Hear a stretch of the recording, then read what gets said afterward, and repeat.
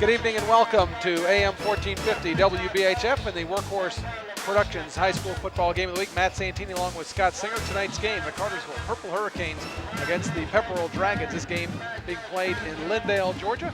And they're in the process of the coin toss out in midfield. The referee, we don't know if he's got his mic on or not, but it leaves me at least an opportunity to introduce my broadcast partner, Scott Singer. How you doing, Scott? Great, man. It should be a great game this evening. Cartersville taking on the Dragons tonight. Cartersville coming in 6-1 on the year off their first loss of the season to LaGrange 2 weeks ago, and coming off a bye week, they'll try to get things back on track tonight here in Lindale as they take on the Dragons. They're in the coin toss right now in midfield, and well, Matt, the Hurricanes have gotten the football to start every game. It's been successful in most of them. Last week, they couldn't get anything going early against a very good LaGrange defense, but obviously they want to get the football again this week and punch it in. Done a great job of not only getting the football first, but making something happen with it. And what happens then? You start off the game, you march down the field, you put points on the board, you automatically get the other team saying, oh my gosh, we got to do something now, because if we give it up and they get it back, we're going to be down by 2 scores. So, yeah, Cartersville's done a great job of taking the football and marching in and getting points. Now, I did not see who won that toss, but whoever it was has deferred. We'll have the outcome of the coin toss in just a second. Matt, a great rivalry game we've got tonight. Cartersville and Pepperell have had a storied past between these two teams. It is usually determined on who goes to the postseason, who stays home. Again tonight, a very good game. These two teams have been region rivals. They've been out-of-region rivals. It's been a very good rivalry between these two squads. When Cartersville had dropped down to AA and Pepperell was actually a AAA team, Cartersville came up here, won a big game in the 2000 season, won an even bigger one in 2001 when Cartersville had another one-loss season, and that time went on to the Georgia Dome. But Pepperell, they've had a great run of their own through these past couple of years. A big win last year that got them in the postseason. Back in '98, they went all the way to the Georgia Dome after beating Cartersville, and then again in '97 they went to the Georgia Dome as well with a victory over the Hurricanes. So a very, very big past and big history between these two squads, and it should be a good one tonight here in Lindale. Certainly, and Cartersville has kind of broken tradition with what they've done all year long. They were the ones that won the toss. They deferred to the second half, meaning that giving Pepperell the opportunity to choose. Of course, they chose to receive the football. And so Cartersville, with the opportunity to go with offense first, this time they're going to decide to go defense first. And hopefully it'll be a good one tonight here in Lindale. And Cartersville getting ready to kick this one off. Chad Rhodes on the field. He'll line it up at the 40. A haze over the field here at Dragon Stadium. Well, they fired a cannon or something. Yeah, there's a lot of smoke over in the end zone to our right of the press box. Actually rattled the press box when the team came through the run-through banner. And Chad Rhodes puts the ball down on the 40-yard line, and we're ready to get things underway here at Dragon Stadium.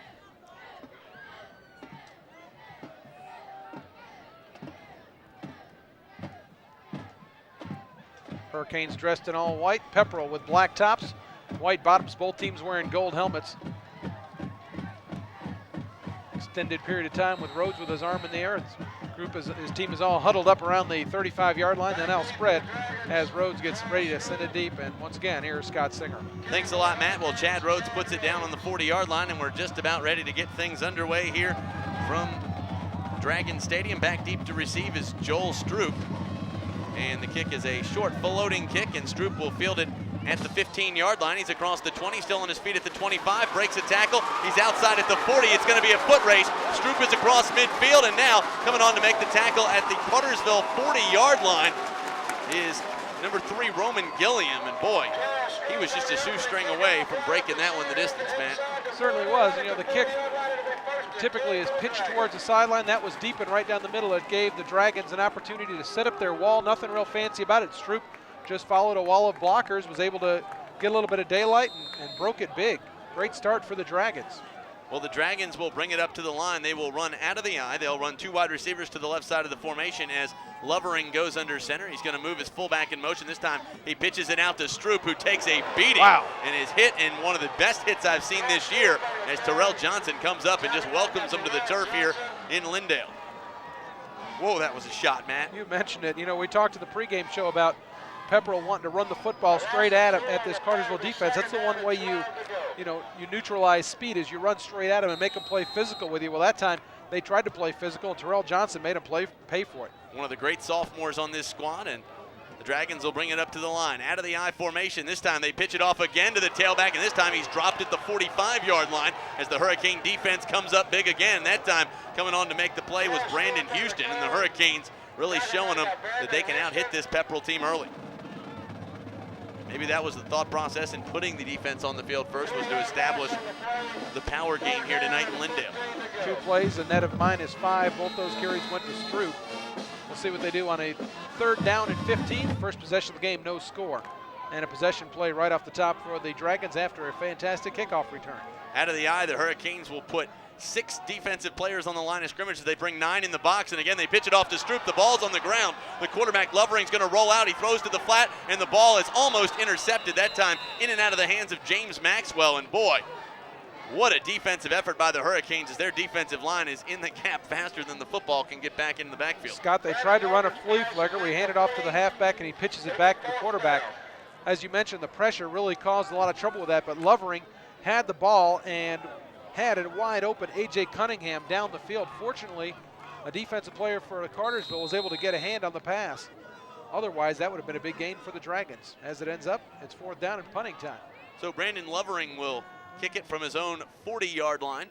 Ball spotted just across the 45 of Cartersville, and he's back at his own 40. He receives the snap, drops back, and now they're going to fake it. They throw to the flat. They've got a receiver up at the 40, and he's going to be dropped at the 37-yard line, and that's not going to be enough for the 1st down. And the Hurricanes will take over with relatively good field position.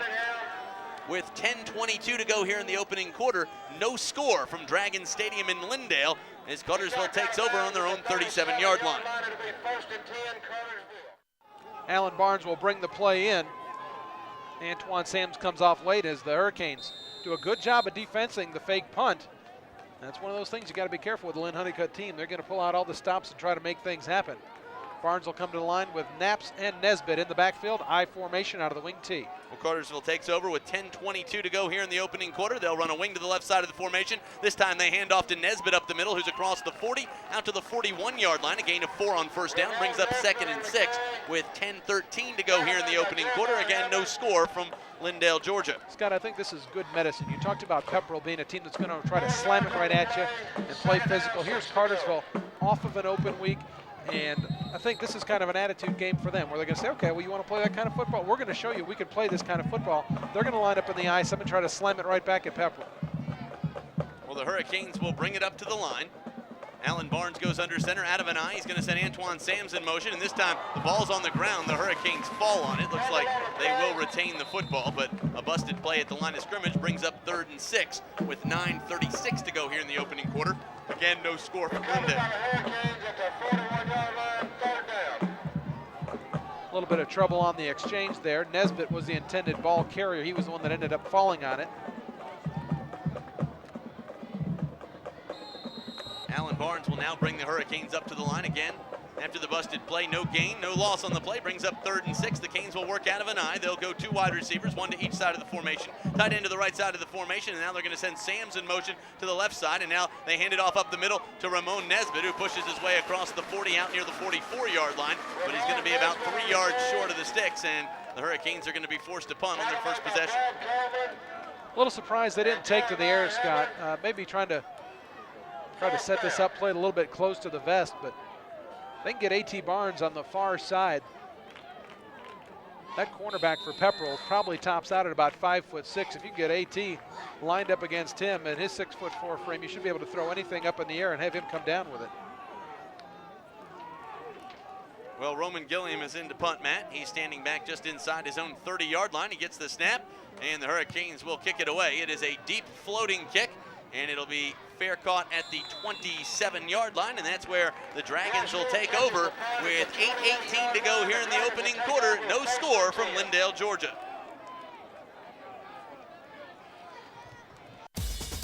Bodyplex, the new state-of-the-art fitness environment, is now in Cartersville. The new Bodyplex, temporarily located at 41 East Main Street, as they await their new state-of-the-art 24,000 square foot facility on Collins Drive. Bodyplex has all the top-of-the-line equipment, including including hammer strength, light fitness, NordiTrack, Cybex, and free motion. BodyFlex offers the most complete one-on-one training in the business, with all the focus on your results. BodyFlex on 41 East Main Street in Cartersville. Experience the difference.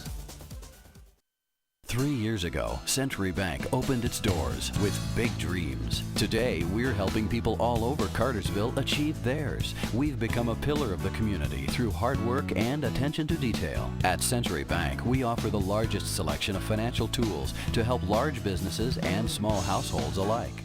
Because we never wanted to be the biggest, just the best. Century Bank, leading the way in financial services. Century Bank, located on 215 East Main Street in Cartersville. The newly renovated Pals Car Wash offers the finest cleaning technology in the business. Pals is a full-service car wash for both inside and outside your vehicle. Pals uses the finest cleaning products in the industry for your car's body, including Rain-X, Blue Corral, and Black Magic, to eliminate dirt and debris to make your car look new again. Pals also offers the best bays in the business for those who like to do it themselves. Pals, located on 225 East Church Street in Cartersville, across from Weinman Stadium.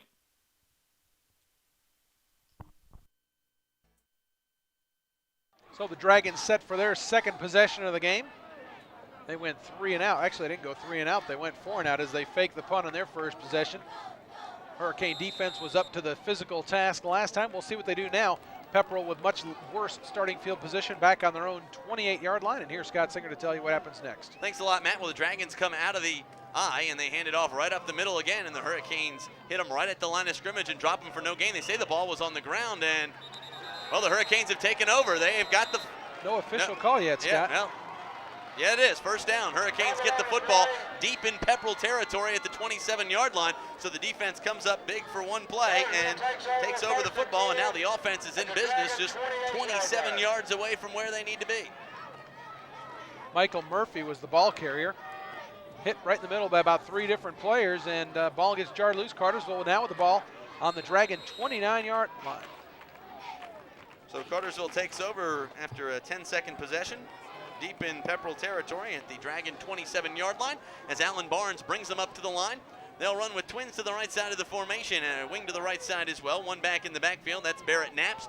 Barnes goes under center, long snap count this time, and now he drops back, and this time he's going to hand off around the left end to Raymond Nesbitt, who gets across the 25-yard line, down to maybe the 24, a gain of almost 5 yards on first down. Brings up 2nd and 5. Seen a little bit more of Raymond than we expected in the earlier going, wouldn't you think? And he's carried the ball a lot too, Matt. You're just getting him back into form after a couple weeks off after a tough elbow injury against Carrollton. 4 plays, 4 runs to Nesbitt, total of 12 yards. The Hurricanes will break the huddle and bring it up to the line, facing a 2nd and a long 5. The clock continues to run with 7.5 minutes to go here in the opening quarter. No score from Dragon Stadium as the Canes bring it up to the line. They'll work out of the I. Twins to the right side of the formation. Tight end goes to the left side. And this time Barnes drops back, and on a draw play underneath, he hands off up the middle to Raymond Nesbitt, who gets across the 25 down to the 24-yard line. A gain of 1 on 2nd down. Brings up 3rd and 4 as the clock continues to run with 7:12 to go here in the opening quarter. Again, no score from Lindale. God, so much of football is doing plays that set up other plays later on in the game. I can tell you right now, Cartersville has lined up twins to the right-hand side. Both times they've had Nesbitt and Sams on this side over here, the near side to us, and it's man-to-man coverage. If they run a little bit of a combo pattern where you have the outside receiver cut in and the inside receiver go out, there's going to be somebody open in the end zone. I guarantee you'll see that play later in the game. Well, Alan Barnes brings it up to the line as you get a look at the Pepperell defense as the Hurricanes will come up out of the wing T this time. And this time they're going to go around the left end to Antoine Sams, who breaks it loose at the 10, the 5, and he's into the end zone for the touchdown. A 24-yard carry, and the Hurricanes have stuck 6 on the board with 6:31 to play here in the opening quarter. They lead it 6-0 here in Lindale. And what an effort it was offensively for the Canes, and that offensive line just opened up a hole you could have driven a truck through. Changed up personnel, brought in Robbie Livesey and Corey McCombs around that left-hand side. And Antoine Sams had a great escort as he was not even touched as he goes the distance. So Sam sticks it in from 29 yards away, and now the Hurricanes will attempt the extra point as Chad Rhodes comes, 24 yards away as Chad Rhodes comes in to attempt the extra point. The snap is down, the kick is up, it's on its way, it's good. The Canes lead it 7-0. We'll take a quick break and come back. You're listening to WBHF and watching the Workhorse Video Productions High School Football Game of the Week. 6:31 to go in the first quarter, to be exact. Hurricanes just jumping on top with a 24-yard Antoine Sams run. Chad Rhodes set to send it deep. He'll send it back deep once again to Joel Stroop, who opened up the game with a fantastic kickoff return. We'll see what they do, and to tell you what they do and how they do it, here's Scott Singer. Thanks a lot, Matt. Well, the Hurricanes will line it up at their own 40-yard line, as you do in high school football. 6:31 to play here in quarter number one. Cartersville with a 7-0 lead after a turnover by the Dragons at their own 27-yard line. It only took the Canes 3 plays to stick it into the end zone. And now Chad Rhodes will kick it off from the 40 as he puts it down. And the return team for the Dragons shifts a little bit. And again, back deep is Joel Stroop, standing at his own 5-yard line. And the Hurricanes will kick a short floating kick, which will be fielded at the 30 by number 81, Brandon Cook, the sophomore, and that's where the Dragons will take over 1st and 10, coming back the other way. Really good sign to see Cartersville take advantage of the turnover. Remember last possession, Pepperell had it for only one play, put it on the turf, and the Hurricanes scooped it up. If they capitalize on turnovers, that's what you got to do when the opponent gives you a short field. Well, the Dragons will bring it up to the line. They will work out of an offset eye. Double tight end set, and this time they're going to hand off to their tailback, Stroop, who is hit and dropped in the backfield for a loss of 4 on the play. And head coach Lynn Honeycutt is not happy as he's throwing his hat on the sidelines. 3 carries for Joel Stroop, minus 9 yardage. I tell you what, they were sending everybody for the Hurricanes, daring Lovering to throw the football. And I think that's what the Canes are going to make them do. They are putting 9 in the box, and they are coming after him. A.T. Barnes getting time on defense, Scott.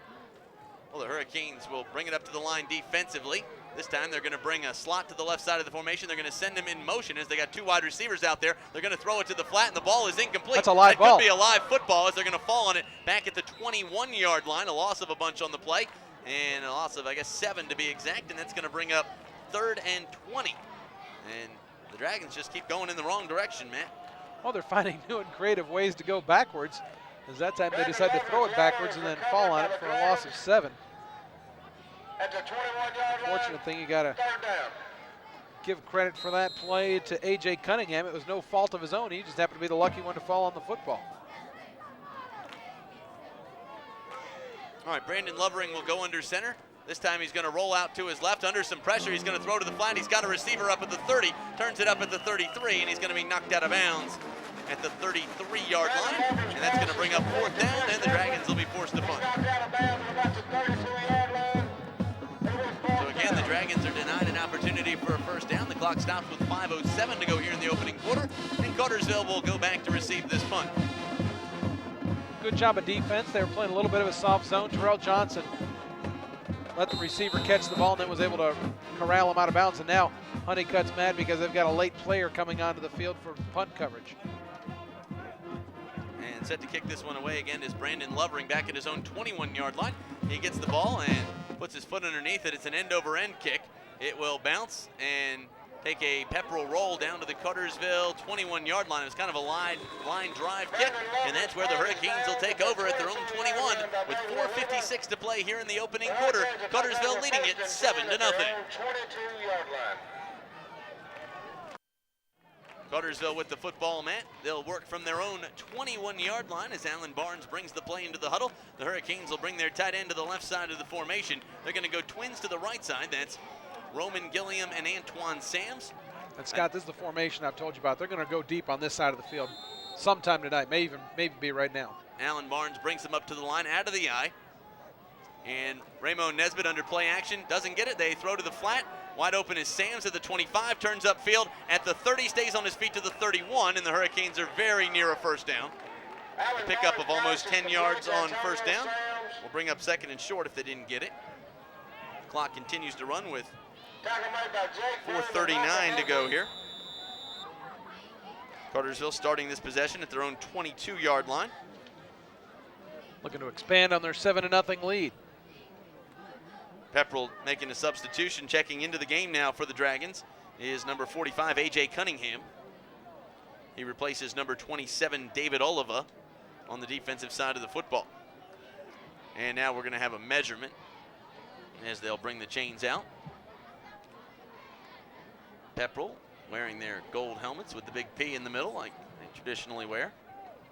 Tell you what, that has got to be, I thought it was kind of old school. They've got the old-fashioned orange styrofoam markers on each side of the field that marks the 10-yard, every 10-yard increment. Their first down sticks have got to be from the circa 1950s as well. Those are vintage 10-yard markers, vintage chains, I guess you would call them. Well, Cartersville is about 3 chain links short of getting the first down, so it'll bring up 2nd and inches, and the Canes really have a free play here. You could throw one deep and see what happens, and then go ahead and try to get the first down on 3rd down when you just need a couple inches to go. And once again, I think you need to keep on working that outside. Now you've got the ball on the right-hand hash. A lot of room to that left side of the field, and you've got 2-on-2 football.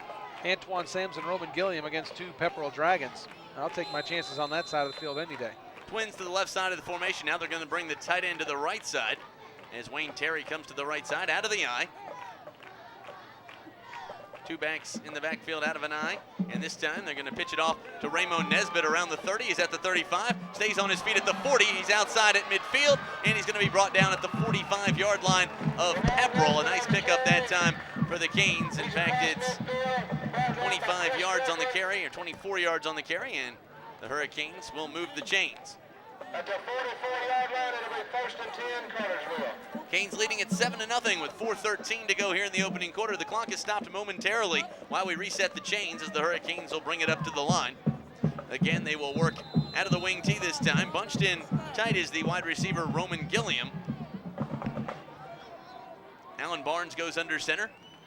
One back in the backfield is Barrett Knaps out of the wing tee set. The wingback is Antoine Sams, and they give it to Knaps up the middle, who pushes his way near the 40-yard line. A gain of almost 4 yards on first down, brings up 2nd and 6, and that clock continues to run with 3:51 to go here in the opening quarter, with Cartersville leading it 7-0. Good job by Knaps getting good positive yardage up the middle. His first carries in a couple weeks. Takes a couple hard hits, keeps it wrapped up, and gets, as you mentioned, good yardage on first down, gain of 4. Cartersville will bring it up to the line. They will work out of the wing tee.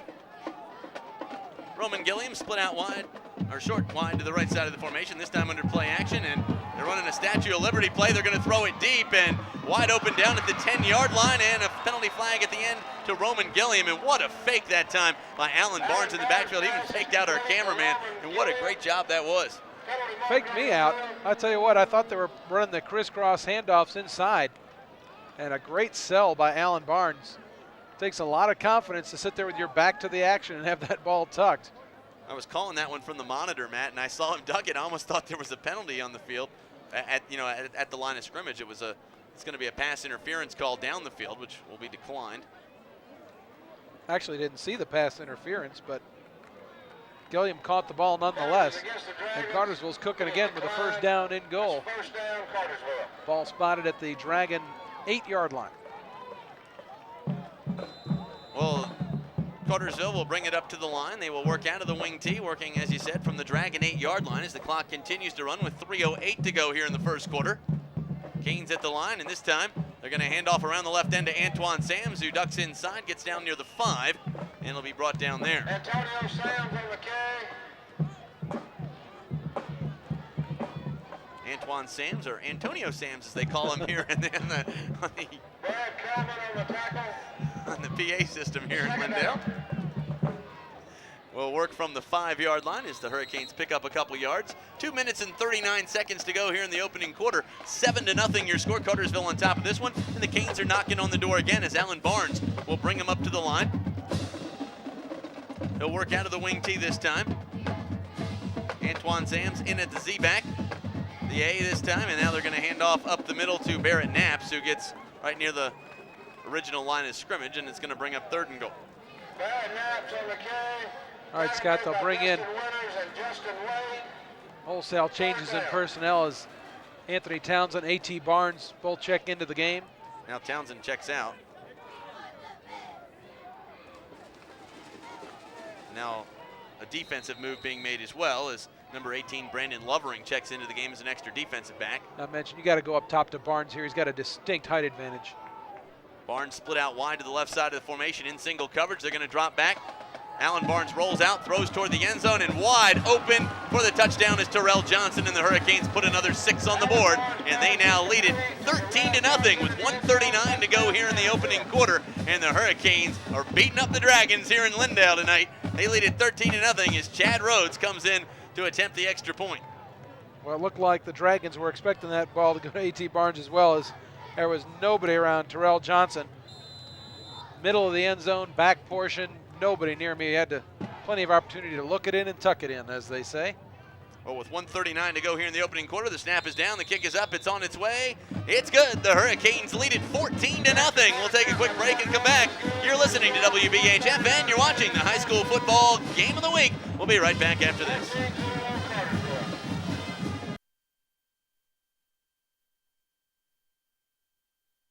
Waning moments of the first quarter, 1:39 to go in the first quarter to be exact. Cartersville now with a 14-0 lead over the Pepperell Dragons. If you're just tuning in, an Antoine Sams 24-yard touchdown run after a Dragon turnover, and then an Alan Barnes 5-yard pass to Terrell Johnson, 2 Chad Rhodes PATs. And there you have the 14-0 lead. Hurricane defense has smothered the Dragons to this point. It's been all tricks and no treats for them on Halloween night. And before Chad Rhodes sends it deep, I'm going to send it over to Scott Singer. Thanks a lot, Matt. Well, the Hurricanes will kick it off. Chad Rhodes lining it up at the 40-yard line as the Hurricanes will get set to send this one deep again. Cartersville kick team spreads it out wide with the exception of a little bit of a blown coverage on the opening kickoff. Cartersville has dominated from goal line to goal line here. Chad Rhodes stepping up, and he'll get his foot underneath it. A deep floating kick will be fielded at the 20-yard line, and he's going to take off running, and he's got a hole outside. He's got some room to go. That's number 31, Justin Wade, and Wade gets across midfield down to the Cartersville 39-yard line before he stopped, and now the Dragons with excellent field position. And again, the kickoff becomes that nemesis for the Canes again. Guys like T.J. Duckett. He's about as wide as he is tall, but he can pick him up and put him down in pretty good fashion as he outraced the Cartersville coverage team to the far side and has given the Dragons outstanding starting field position. This is their furthest penetration of the game. And Scott, Cody Evans is going to come in at quarterback for the Dragons. Cody Evans, a junior, replaces Lovering. So Evans will step up. They'll work out of that offset eye, wing to the left side of the formation, and this time they're going to hand off right up the middle, and the ball carrier that time hit and dropped right at the line of scrimmage for very little gain, if any, bringing up 2nd and long. I really find nothing that Lovering could have done to be the problem. He is, and Joel Stroop is getting a little bit of attention on the Pepperell sideline. 3-yard gain on the play. Stroop got beat up pretty good with this Cartersville defense. They were in the backfield quickly, and now in at tailback. Looks like it'll be, what is that, number 42? Can't see the number. 45, A.J. 45. Cunningham. And they're going to drop back, throw to the flat. They've got a receiver, turns upfield. He's down to the 30, down to the 29, and very near a Pepperell first down. He's got his jersey tucked into his pads, and I can't see it. 43, Caleb Beard. Caleb Beard, game at tailback. That pass went out to Chris Strickland, his 2nd catch of the night. They're going to go ahead and measure this one, so they got an official timeout on the field as they bring the chains out with 28.7 seconds to go here in the opening quarter. Cartersville defense will come to the sidelines to talk things over while they measure this one.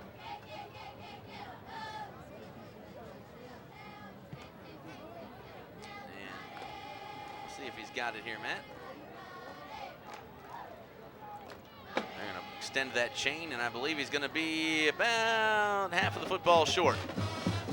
Well, you know what Pepperell's going to do, Matt. They're going to run the ball right up the middle. Certainly. And Scott, you know, for Pepperell, not good news is they've been looking at Joel Stroop. He said he had the big kickoff return to start the game, and it's been a pretty good part of their offense here. 3 carries, -9 yards. Had him standing up and looking at him, and he was having a hard time keeping his balance. I don't know if it's a concussion situation, as they're just kind of monitoring him over there on the sideline. It's yet to be seen if he'll get himself back into the football game. Ball inside the 30-yard line. They need about half a yard for the first down. They'll work out of an offset eye, double tight ends. The Hurricanes will load the line of scrimmage. Canes running 6-1 stack defensively. And this time, Cody Evans will go under center. Out of an eye backfield, he's going to call his own numbers. He goes right up the middle. I believe he's got the first down as he pushes forward. Good call that time by head coach Lynn Honeycutt, and they do move the chains. 14.2 seconds to go here in the first quarter, and the Dragons get their first down of the game. They will move the chains, and now they'll have it at the Cartersville 28-yard line. It'll be 1st and 10 as Cody Evans comes to the sidelines to get the play. But they're going to be content to let this quarter run out. Scott, a very impressive quarter for the Hurricanes as they give up only one first down and score 14. As the first quarter comes to a close, let's take a break. You're listening to AM 1450 WBHF and watching the Workhorse Video Productions Game of the Week. It's 14-0 in favor of the Hurricanes. We'll be right back. Time, it'll be all the scores if you're listening on WBHF. Interesting news from Brian Canty. You'll know about it if you're listening on Tuesday, but evidently no officials showed up for the Coosa-Daresville game. And so it's up in the air right now as to whether or not they'll be playing that. If you're listening to AM 1450 WBHF and watching the Workhorse Video Productions Game of the Week, yeah, you were talking the pregame show that, you know, that unwanted 2-seed, I guess, you know, nobody wants to play that game. Not that they don't want to play, it's just nobody showed up to call it. Very strange, as those the logistics for officiating is handled very far in advance. Out of an offset eye, the Dragons will bring it up to the line. They're going to send their fullback in motion. They hand it off up the middle, and carrying the football that time is number 43, Caleb Beard, as he pushes his way near the 20-yard line. And well, the Dragons are on the move, man. It's going to be 2nd and about 3 after a gain of 7 on first down by the tailback, Caleb Beard. Tell you what impresses me about him is that's a freshman body right there. Moving pretty well. He's got a good stout fullback and Justin Wade in front of him. You're talking about this team being young. Wade only a junior, and as I mentioned, Beard only a freshman. They now have a junior quarterback in there, and Cody Evans. 5th play of the drive, Matt, brings up 2nd and 4. Now we're going to have a timeout call, I believe. Dragons are going to talk things over. Timeout on the field. And we'll take a timeout as well with 11:15 to go here in the first half. Cartersville leading at 14-0. You're listening to WBHF and watching the Workhorse Productions High School Football Game of the Week.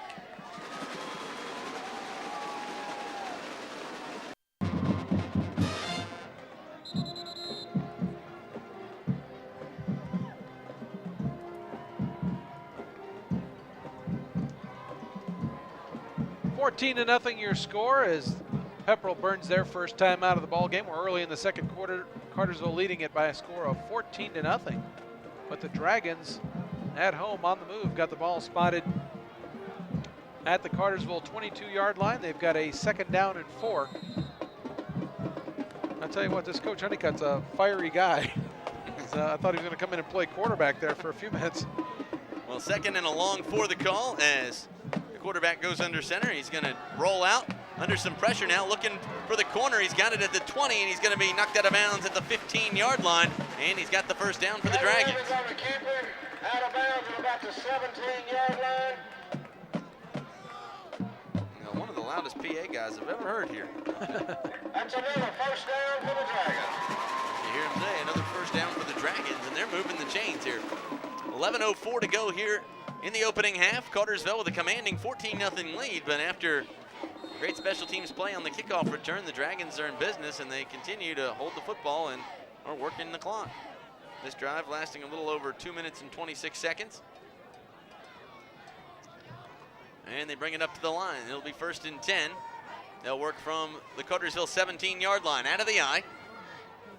They'll bring the tight end to the right side of the formation. They send the fullback in motion, and they give it to the tailback up the middle, who gets hit right at the 15-yard line. The ball's on the ground. Cartersville has it, and they do. Cartersville football back at their own 15-yard line.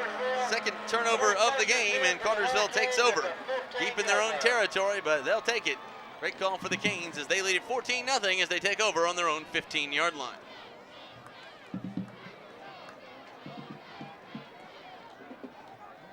Caleb Beard was the ball carrier.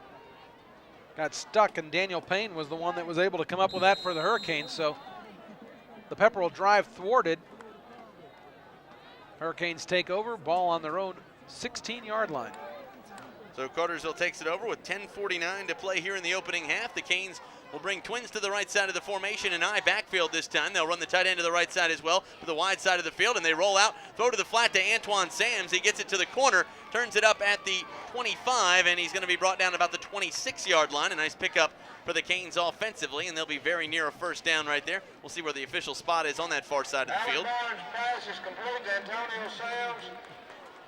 Tackle made by Chris Strickland. Antonio Sams, as they affectionately call him here in Lindale, comes away with another great play. Call him anything as long as he's gaining yardage. I don't think So, his mommy may mind, but I don't think anybody else does. As long as he's biting off yards in those big chunks. A great run by Antoine right there with 10:11 to go here in the opening half. Canes will again split it out wide to the left side of the formation. Two wide receivers to that side, tight end to that side as well. They pitch it out this time to Chris McClendon in the game at tailback as he rolls over a Dragon defender at the 30 out to the 32-yard line. A gain of almost 7 yards on second down, and the Hurricanes will move the chains. First down, Cartersville. So the Canes. Hurricanes looking a lot like the Tennessee Titans tonight, doing everything underneath, the real short dinky dunk type of stuff. But it's been effective, and I still contend it's not going to be very long before this team goes deep.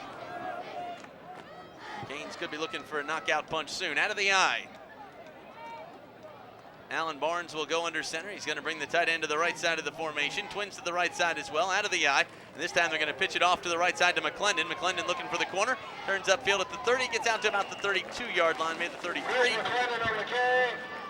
Might have gotten a yard on the play, if any, and it's going to bring up second and long. The clock continues to run. 9:19 to go here in the opening half. Canes leading it 14-0.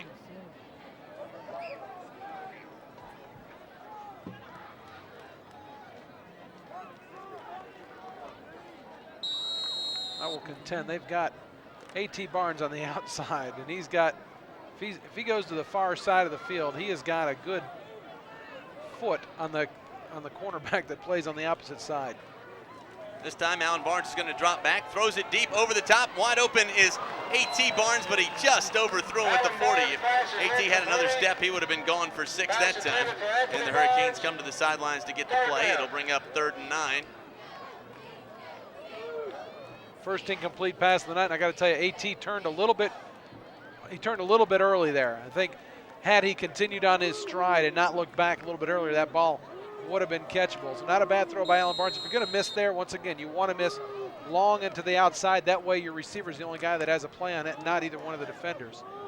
Well, the Hurricanes will come out of a pro eye set this time, a wide receiver to each side. Roman Gilliam split out wide to the left side of the formation. This time they're going to send Antoine Sams in motion. They drop back under play action. Barnes throws it across the middle of the field. Wide open is Antoine at the 30, and it just goes in and out of his fingertip. And boy, he was gone for 6, man.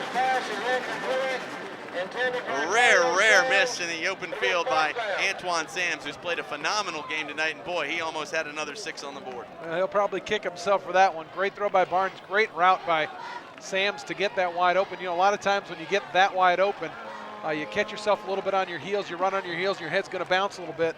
That looks like it may have been what happened to Antoine right there, as he has one go right through the wicket. Tough play for the Hurricanes offensively, but now Roman Gilliam will come in to kick it away. He'll kick from just inside his own 20-yard line as he gets the snap, brings it down, and it'll be a high floating kick. And the Dragons bobble it, but they fall on the football. 2 Dragons ran into each other on the coverage, and so that's where Pepperell will take over at their own 41-yard line, trailing at 14-0 with 8:29 to go in the first half. You're watching the high school football game of the weekend, listening to WBHF AM 1450.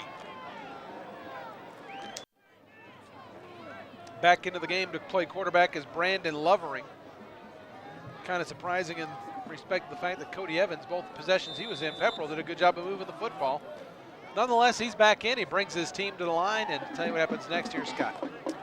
Thanks a lot, Matt. Well, Lovering will come under center. They will work out of the eye, and this time Lovering drops back under play action, gonna roll out, looking for someone to throw to, throws to the flat, has a receiver, and he's gonna be dropped at the 45-yard line after a gain of 4. Intended receiver that time, A.J. Cunningham with a pickup of 4. He's tackled inbounds, so the clock continues to run with 8:12 to go here in the opening half, and it's a pickup of 4.5 or 5 yards on first down, brings up 2nd and 6.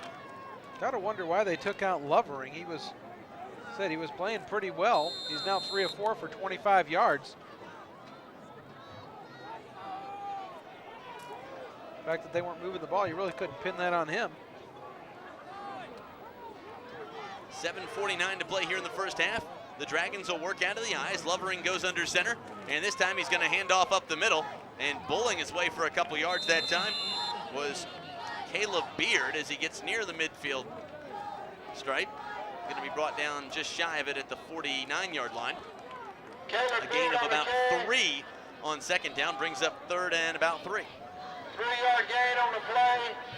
3rd down. 7:21 to go here in the opening half. Canes leading it 14-0. You're listening to WBHF AM 1450 and watching the Workhorse Productions High School Football Game of the Week as the Dragons bring it up to the line. They will work out of the eye. Wide receivers split out wide to the left side of the formation. And now, burning their final timeout is Brandon Lovering, and the Dragons are going to talk things over with 7:02 to play here in the opening half. Canes leading it 14-0. We'll take a quick break and come back. You're watching the High School Football Game of the Week and listening to WBHF AM 1450.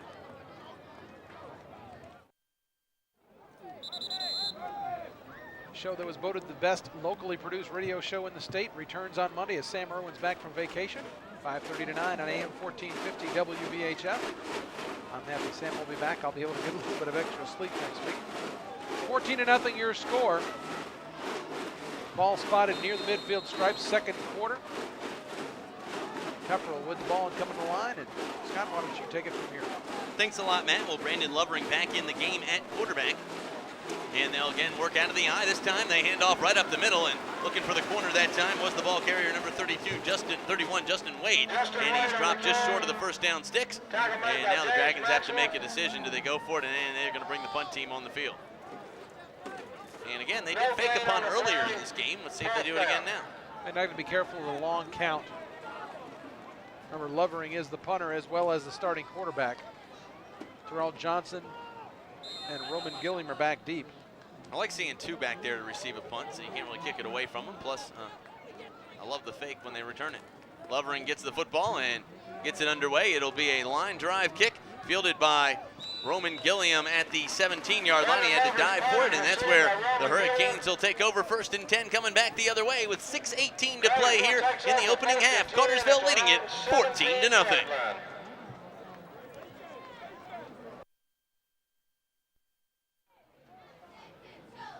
And welcome back to Dragon Stadium. You're listening to WBHF and watching the High School Football Game of the Week. 6:18 to play here in the opening half. Hurricanes will work out of an eye. Their first possession here, first play of this possession. They drop back. Barnes throwing the football. He's hit and the ball on the ground. And his arm was clearly in motion, but they're going to say that it was a fumble. They're going to rule that a fumble. You've got to be kidding me. But well, the Dragons get a huge break, and they get to take over the football. Wow. Once again, I try to be the objective voice of between the two of us. I got to tell you, that looked like a missed call to me, as it was very clear from our vantage point that Barnes' arm was moving forward as it came out. Frank Barden chewing on a piece of the referee's ear on the far side.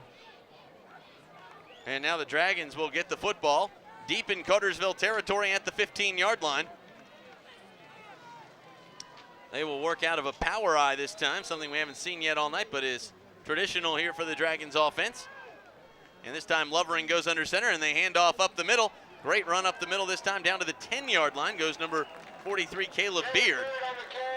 He's across the 10, down to about the 9 or 8-yard line.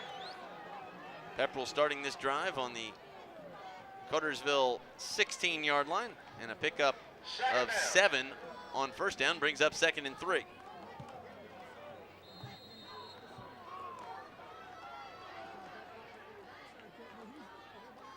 Dragons will bring it up to the line again. They'll run out of that power eye, and this time they hammer it right up the middle, and Caught and dropped right at the line of scrimmage that time was number 43, Caleb Beard. Great play defensively by the Canes. And Cartersville just dominating the line of scrimmage up front. Daniel Payne, James Maxwell doing a great job getting in the backfield.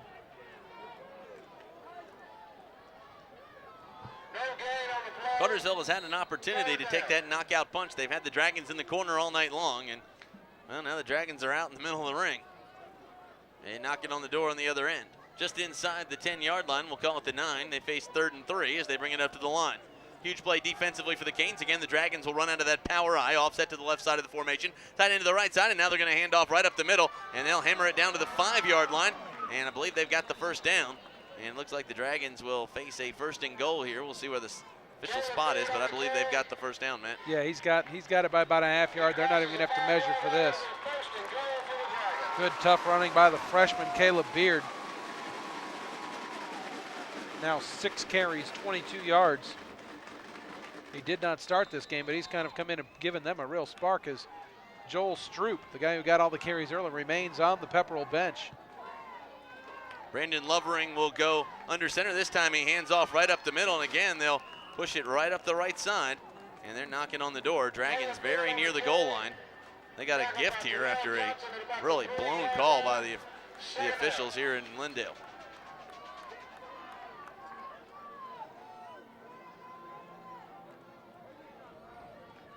Well, the Hurricanes, when they've bent this year, been really difficult to break, and they've got their backs against the wall now. We'll see what they do now on 2nd down and goal. 2nd and goal from the 3. The Dragons push it right up the middle, and they score the touchdown. So Pepperell in the end zone, and we got ourselves a ball game. It's 14-6 as the Dragons will bring their kick team on the field. The cannon goes off here in Lindale. And the Dragons are on the scoreboard. They lead it. They trail this one now 14-6 as they bring their kicker on to attempt the extra point. They're so darn excited that they've got... They're burning a timeout, Matt. They've already burned 3 timeouts tonight. That's their 4th timeout. I'm writing them down, and that's number 4. They don't have any timeouts.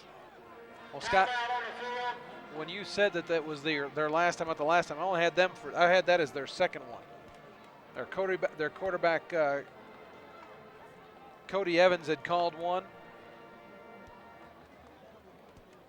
And then the one that you had referred to as burning their last one, and then this one right here. Those are the 3 I've got. Well, I could have sworn there was one earlier. But maybe I was mistaken. Evidently no one else is making a fuss about it, so I must be wrong. Well, you know, there's a first time for everything. It's been that kind of night. I tell you, this off week has really done me in. I don't know about the team, but I have no idea who ran that touchdown. You got it. Caleb Beard, I think, put that one in. The 3-yard touchdown run makes it 14-6, and we will await the extra point. Kind of like those officials in Coosa and Adairsville, just not really there tonight, are we? Everyone's down in Jacksonville this weekend getting ready for the cocktail party tomorrow. My condolences to you early on a horrible, horrible Florida defeat.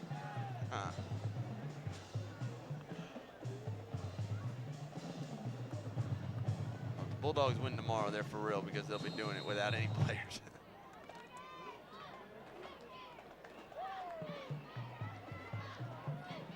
And the Gators are the kind of team that could beat Miami and then turn around and lose to Vanderbilt.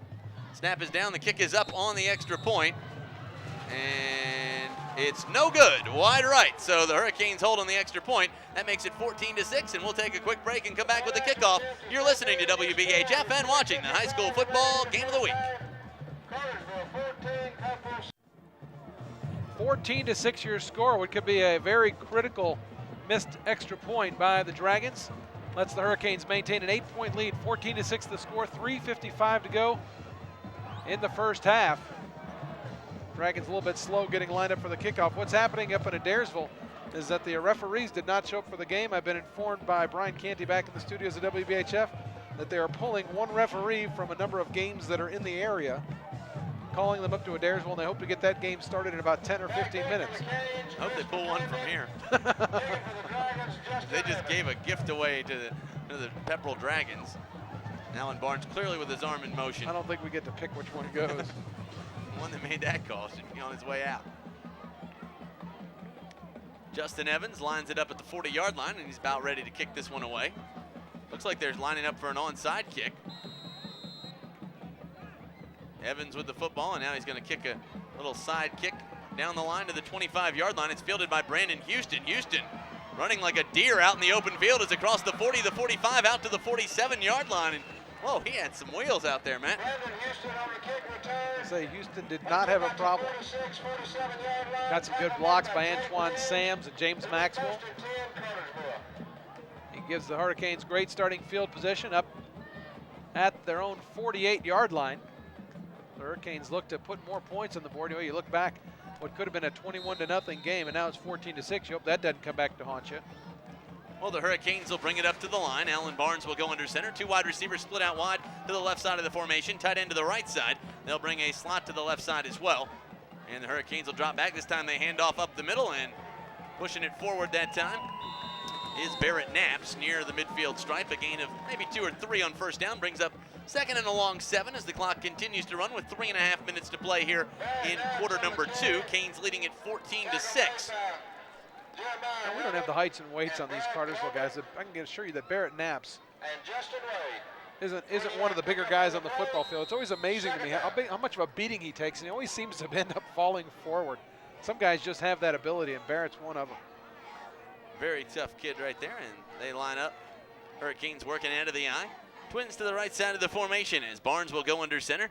Tight end to the right side as well, and this time he pitches it out wide to Nesbitt, who turns it up at the 45, still on his feet at the Pepperell 43, and he's going to be wrestled out of bounds right there, very near the first down marker, and the Hurricanes look like they'll move the chains. We'll see where the spot is. They might be a little bit short. We'll see where they spot it, and they are not going to give him the first down, so it's going to bring up 3rd and inches.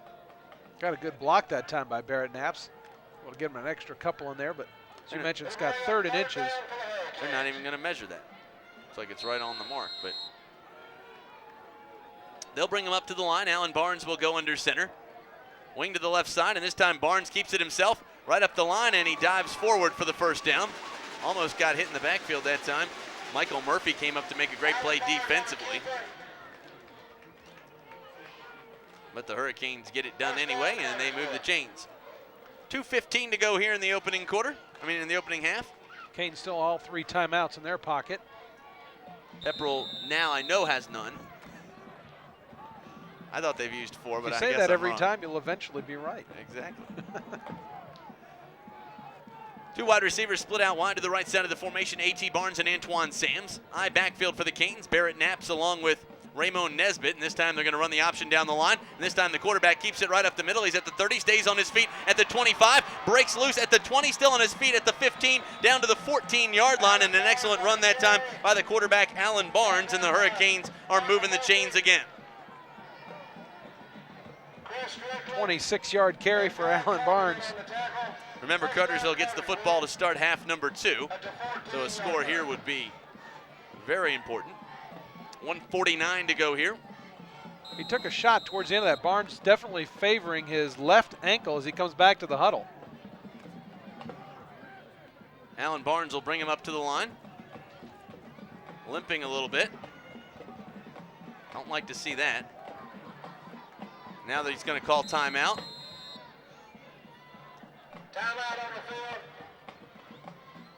That's a tough break. Barnes is probably going to have to come out for a play.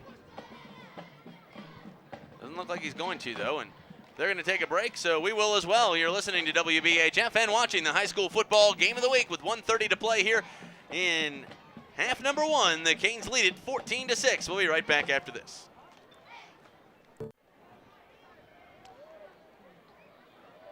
Welcome back to Pepperell High School in beautiful Lindale, Georgia. Sorry to let you hang there. All right, Canes will bring it up to the line, Matt. Alan Barnes out at quarterback. Not on the field right now. AT is going to come in. Alan Barnes will be tended to on the sidelines. Now Stephen Morris is going to run on late.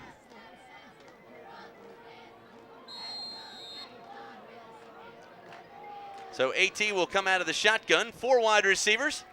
AT drops back. This time he's going to hand off or keep it himself up the middle and running like a deer at the 5, the 4, and into the end zone for the touchdown. And the Hurricanes put another 6 on the board. They lead it 20-6 with 1:24 to go here in the opening half, and a great play right up the middle that time by the new quarterback, A.T. Barnes, and Cartersville puts another sweet 6 on the board. Wow, just a play action fake out of the shotgun and just straight up the middle. Nothing fancy about that, as Barnes goes 13 yards for the score. So a 13-yard touchdown run by A.T. Barnes, and now Chad Rhodes will come into the game to attempt the extra point. And Matt, your new holder here is Alan Barnes is the holder for the Canes, and they'll take the snap. The ball is down, and it's going to be kicked right into the line. And well, that's what you see when you bring a different holder in. You might have some problems, and that was the result there. 20-6 your score with 1:24 to play here in half number 1. Cartersville leading it 20-6. You're watching the high school football game of the weekend, listening to WBHF AM 1450. Welcome back to Lindale. 1:24 to go in the first half. 20-6 in favor of the Hurricanes. An A.T. Barnes touchdown run. Terrell Johnson 5-yard touchdown reception from Alan Barnes, who has since left the game with a like to be an ankle injury, and a 24-yard run by Antoine Sams for the first touchdown. Rhodes 2 of 3 on extra points. That holder was Roman Gilliam that time, coming in to take the place of Alan Barnes, as though it looked like it just got down a little bit late. That's got to be one of the tougher things to do in sports, I would think, is to be a holder, to be able to catch it and put it down in time for the kicker to get it. And if you're not used to doing it, yeah, I think it'd be very difficult. And usually you don't have a lot of guys practicing that. So Chad Rhodes with the kickoff. A short floating kick will be fielded at the 26-yard line. And the ball carrier gets across the 30 out to the 34-yard line. That time, Justin Wade, the ball carrier. And now the Dragons will take over on their own 33-yard line with 1:20 to play here in half number 1. A lot of possessions for these teams in the first 2 halves. This is the 7th time the Dragons have touched the football. They will work from their own 33-yard line with 1:20 to play here in the first half. Out of the shotgun comes Brandon Lovering back in the game at quarterback. He's going to roll out, throws to the flat, has a receiver, and the ball is broken up at the last minute by James Maxwell. Great play defensively by the Canes, and that's going to bring up 2nd and 10. And the clock does stop, Matt, and Cartersville does have 2 timeouts in their pocket with 1:14 to go. I think with a 26 lead, they may be happy just to get themselves into halftime. They do get the ball to start the second half. But who knows? You know, when you're playing they're playing something looks like a 3-2 defense zone. They're only going to rush 3, and they've got 5 guys back in coverage. They're going to play a little zone underneath. So if they try to go, you know, these DBs can take a little bit of a chance here, try to jump one of these patterns. 1:14, they throw it to the flat, and the ball is incomplete. Almost picked off that time by Roman Gilliam in the defensive backfield. Ball intended that time for number 81, Brandon Cook. And that brings up 3rd and 10, and now the Dragons have stopped the clock again with 1:09, and Cartersville, they can hold them here, well, and get the ball back with a lot of time on the clock. Well, that's what I was going to say, that with that many guys back in coverage, if you're one of those up guys in the zone, it really gives you a chance to try to jump that coverage and go for the ball instead of the receiver. You get your hands on the ball and you take it back to the house. Pepperell offense up at the line. Lovering's again going to come out of the shotgun. This time he runs a draw play up the middle, and he's going to be across the 40, stays on his feet, and now takes a hit up at the 42-yard line.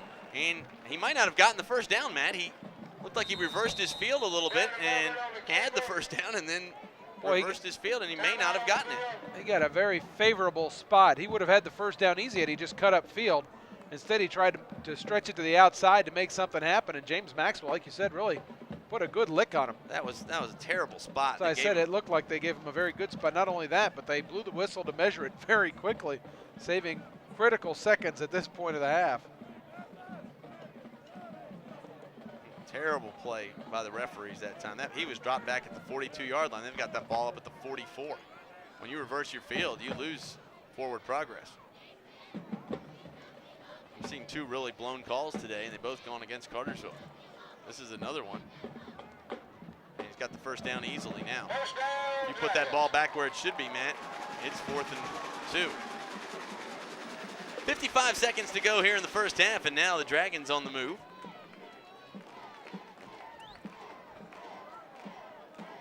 know Cartersville doesn't want to get beat deep, but Matt, this offense isn't going to beat you deep. You need to just come after them. I almost think they're, like I said, I think they're kind of tempting them to try to throw something underneath. So if these up defenders, these linebackers can jump the route and try to make something happen. Lovering drops back. No pressure now. It comes down. He's going to tuck it and run on the draw play up the middle. And Lovering is going to be hit and knocked out at the 46-yard line. Great play that time by Brandon Houston to knock him out of bounds. And with 41 seconds to go, the clock is stopped. He gains a couple on first down, brings up 2nd and 7. Again, 41.4 seconds to go here in the first half. Cartersville again back in a prevent defense. I don't know what the rest of this season holds or what even tonight holds, but I do love the way this team has played defense this year. They've really been a joy to watch. So many guys get to the football, a different guy's name every time, and they've just they're just fun to watch defensively. Fun to watch. This is a fun team to watch in general. Dragons will come out of the shotgun again. 3 wide receivers, 1 to the right side of the formation, 3 to the left. They'll throw it down the line, and it's caught up at midfield, and the ball carrier falls down. And that's going to bring up 3rd and 4 rather after a gain of a couple. Clock continues to run with 30 seconds to go. The Dragons do not have another timeout, so they'll have to bring it up to the line quickly. They can't spike the ball because that would bring 4th down. And now they're signaling for timeout. They don't have a timeout.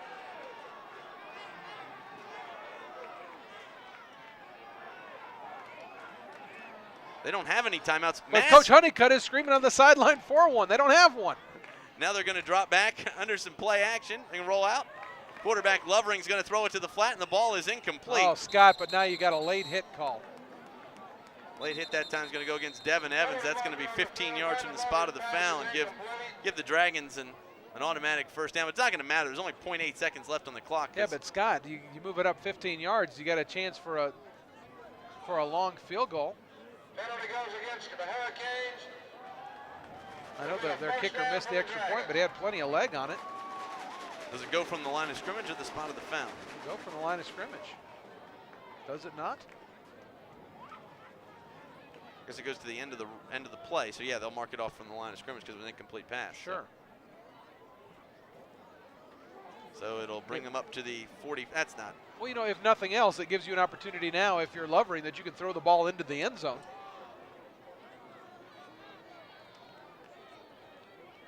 Didn't look, I mean, it was a little bit late. It didn't look to be anything flagrant or cheap. It didn't plant a helmet in the guy's back or anything. You're not going to get a call up here tonight, man. Evidently not. Ball on the Cartersville 35-yard line. It'll be 1st and 10. 0.8 seconds on the clock, so this will be the final play of the half. Dragons will come up to the line. Final play of the half is barring a defensive 4-letter penalty. word in Cartersville. Lovering drops back.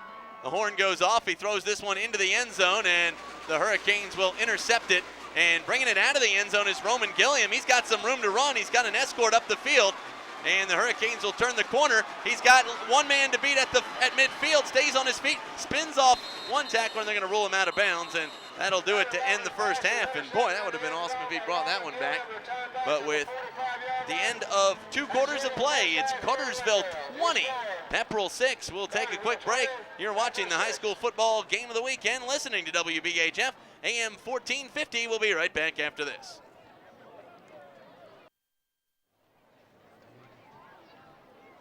Your halftime score, the Cartersville Purple Hurricanes 20, the Pepperell Dragons 6. An exciting end to a pretty good first half of football. Scott, how did we get to be 20-6? Well, Cartersville got things on the board early. They went 3 plays spanning 24 yards after a Pepperell turnover as Antoine Sams took it in from 24 yards out to make it 7-0. Chad Rhodes added the extra point.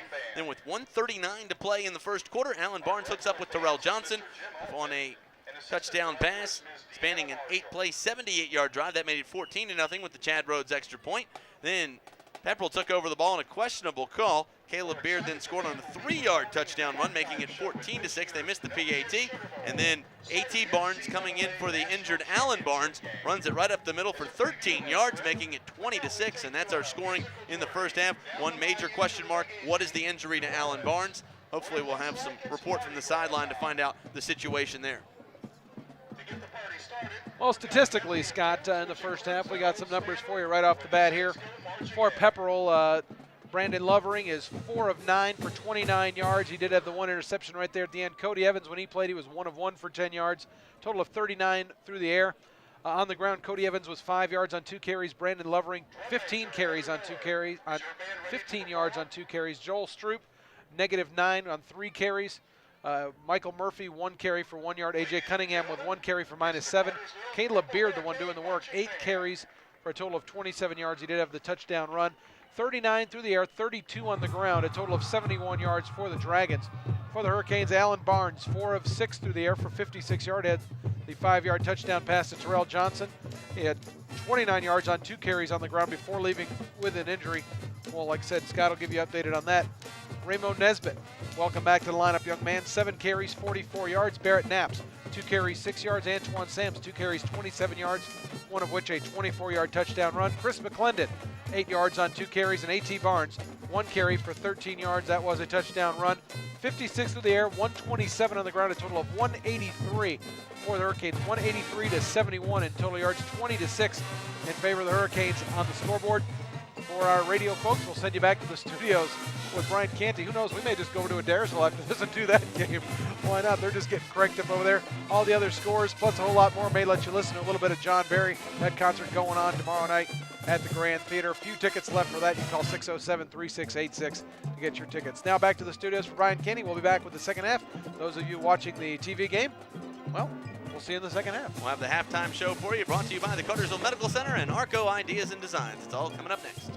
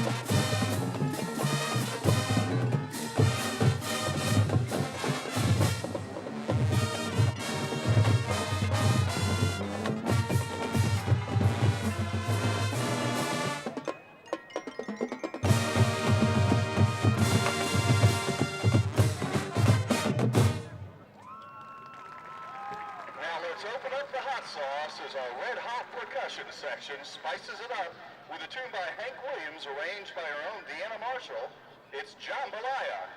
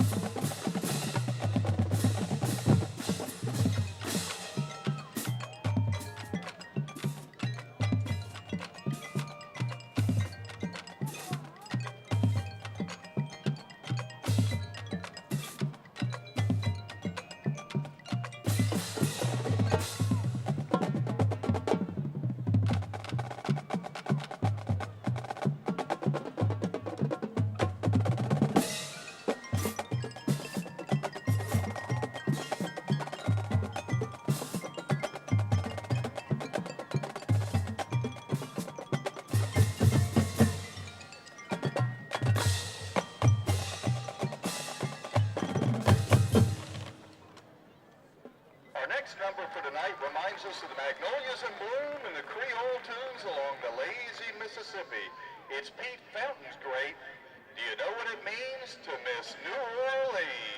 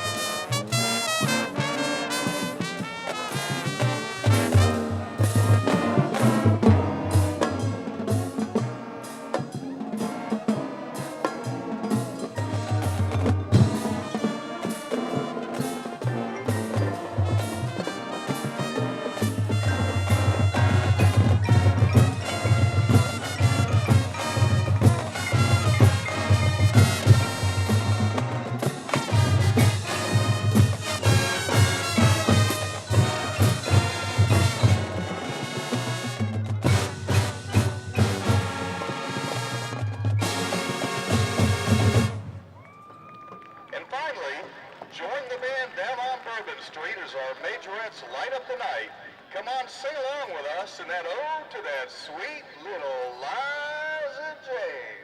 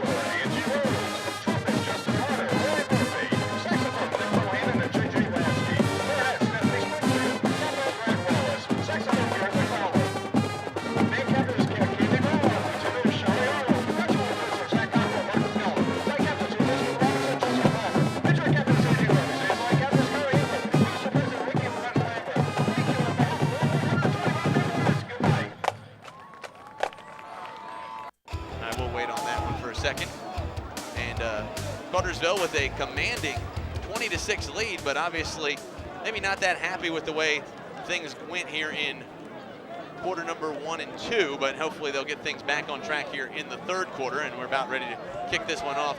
See what happens when the Hurricanes get the football. The kickoff is a high floating one. It'll be fielded at the 15-yard line by Antoine Sams. He's across the 20, the 25, still on his feet at the 30, breaks outside, stays on his feet at the 40, and he's going to be wrestled down at the 45-yard line. So the Hurricanes with excellent field position to start half number 2, leading it 20-6. Tackle made by Brian Shiflett at about the 44-yard line. It'll be 1st and 10 for the Hurricanes. Scott, we'll see what kind of complexion this offense takes now with A.T. Barnes at the helm.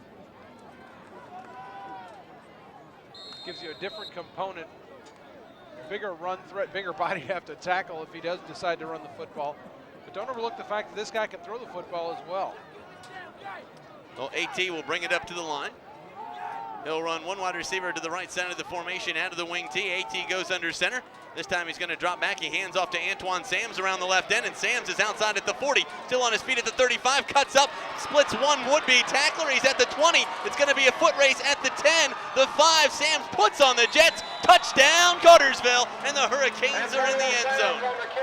That time a 56-yard run for the Canes as they stick it in on the first play of half number 2. They now lead it 26-6, and what an effort it was for the Hurricanes that time. I'll tell you what, Scott, all that made possible, of course, great blocking up front, but Ian Smith, about 20 yards downfield, got a great block on one of the defensive backs. When you get a big body downfield, moving other guys out of the way, that enabled Antoine Sams to cut back across the field and go the distance for the touchdown. Great job, Ian Smith. 56-yard touchdown play for the Canes. And now coming on to attempt the extra point is Chad Rhodes. The snap is down, the kick is on the way, and it's good. Cartersville now leads it 27-6 with 11:35 to play here in quarter number 3. We'll take a quick break and come back. You're watching the high school football game of the week and listening to WBHF AM 1450. Good call. Well, Scott, any doubt that the Hurricanes were ready to play in the second half are completely erased away as the first play from scrimmage is a 56-yard touchdown scamper by Antoine Sams. The extra point is good, 27-6 your score. By the way, Cody Nix held on that one, was the holder on the extra point, got it down. Chad Rhodes able to get it up. So the Hurricanes make good of their first, second half possession on the first play. We'll see how the defense does. And before they send it deep, I'll send it over to Scott. Thanks a lot, Matt. Well, the Hurricanes will now kick it off. 25 seconds into half number 2. They've put 7 on the board, and the kicking game back in stride.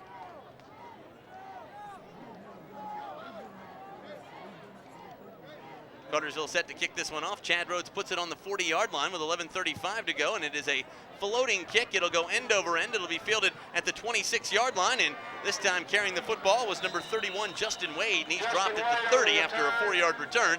And now the Dragons will have the football, and a yellow flag has come out, and we'll see what the call is. Looks like it could be a late hit after the play. We'll see who it goes on.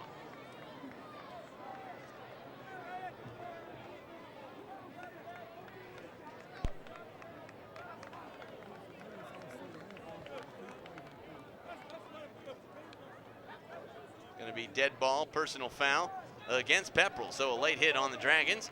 We'll back them up 15 yards. And that's going to put the Dragons back at the 15-yard line. So not the way they want to start. And Pepperell, always been a very physical team, but It'll be first down from the 15-yard tonight line. emotions taking over for the Dragons. Checking into the game now is Brandon Lovering. He will be the quarterback. They've bobbled it back and forth between Cody Evans and Lovering all night long, and Lovering gets the call here to start the third quarter. With 11:30 to play here. Pepperell with the football. Lovering will go under center out of the eye. They'll run a tight end to both sides, and this time they hand off right up the middle. That time carrying the football was Caleb Beard.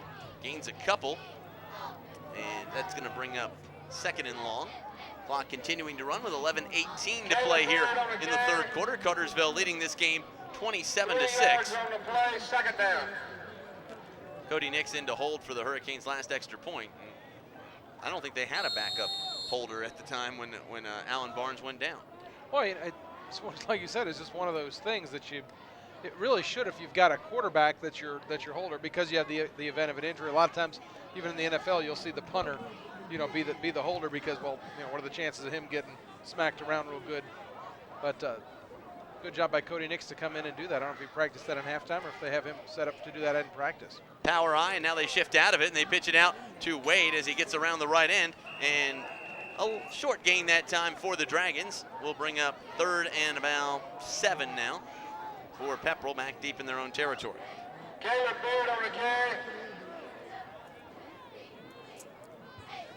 He's got another penalty against the Dragons. His forward motion will get called against them. That'll be another 5 yards that they'll have to move backwards. It'll remain second down. Now the ball will be back up Penalty inside goes the against 15. the Dragons. So it's going to bring up second and long now. They will accept the penalty. I think they have to. It's a dead ball penalty. Well, they went through the play. It was a legal forward procedure. Legal motion, I guess. The guy in motion that was moving towards the line of scrimmage when the ball was snapped. Well, Pepperell will again come out of this power eye, and again they drop back under some pressure, and the quarterback Lovering's going to run for the corner, and now he's hit from behind and dropped down after a gain of maybe a yard or two on the play. It's going to bring up third and 10. Boy, great play by Zach Kiesler. As Lovering rolled to his left, he pump faked, and Kiesler was the man on the outside that forced him to go back the other way. And it was actually Kiesler who ran him down from behind to make that tackle. Great hustle. And Lovering, they'll give him a 2-yard gain on the play, but it's still going to bring up third down and 10. Ball spotted at their own 15-yard line. So the Dragons will bring it up to the line. They will work out of a power eye as Brandon Lovering goes under center, and this time he's going to drop back. He rolls out under play action, throws it across the middle of the field, has a receiver, and the ball is going to be incomplete. And now we're going to have a penalty flag and a terrible call from the back judge that time coming up to make the play. Both players were breaking on the football.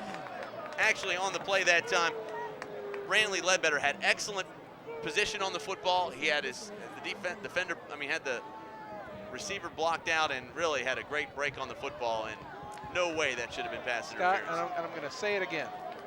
You could say whatever you want about hometown football coverage or whatever. As objective as I can be in the years that I'm watching football, Brantley Ledbetter had his head turned back towards looking at the football. There was no contact at all. They got their legs kind of tangled up. There really wasn't even First down, Dragons. There was absolutely nothing there that should have instigated, that should have caused there to be a yellow flag to be thrown on him. Great coverage, looking back to the football, made a play on it, no contact, but they still threw. That's a horrible, horrible call. Second huge gift given to the Dragons. And anybody that's listened to us for any period of time, the referee makes a great call. I'm the first one to be right on top of it, but that is a horrible, horrible call. Again, they'll run double tight ends and the power I, and they run it right up the middle. Gain a couple that time on first down. So instead of the Hurricanes getting the football back, they end up giving them an automatic first down, and the Dragons get the ball up at the 30-yard. Second and 10 the call. He gets nowhere on first down. Actually gets a couple. It's going to be second and 8. The guy with the number hadn't moved yet. Actually, second and 7. He gains about 3 on first Scott, down. you talked earlier on that these two teams playing, there's a history of just strange things happening, typically not good for Cartersville. You just got a feeling that something really strange is going to happen tonight to hurt this team. Well, or something strange has already happened as Cartersville stops him right at the line of scrimmage, and Pepperell bringing the ball up to the line. And again, the Canes come up big defensively. Devin Evans with the hit that time. 27-6 your score with 8:43 to go here in the third quarter. And, well, Alan Barnes has already left the game with an injury. It's some form of ankle sprain due to HIPAA laws, which is something amazing. You're not allowed to actually ask a school official now what the injury is. They have to, if the player's 18 years old, they can tell you with their own consent. If not, you have to have parental consent to have any injury So how'd you information find out? released. I just know the right people. Just say you went through the right channels. Power I, and they're going to roll out this time. Lovering throws to the flat, has a receiver, and he's going to be knocked out of bounds at the 45-yard line. And no late flag. That time you could have called Ledbetter for a late hit out of bounds, but they don't give him the call. But he does get the first down, and the Dragons move the football.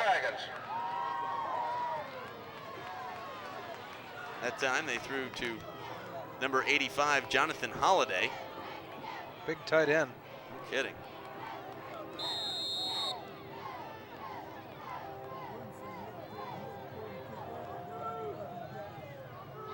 You can just sense it, can't you? There's just something strange in the air.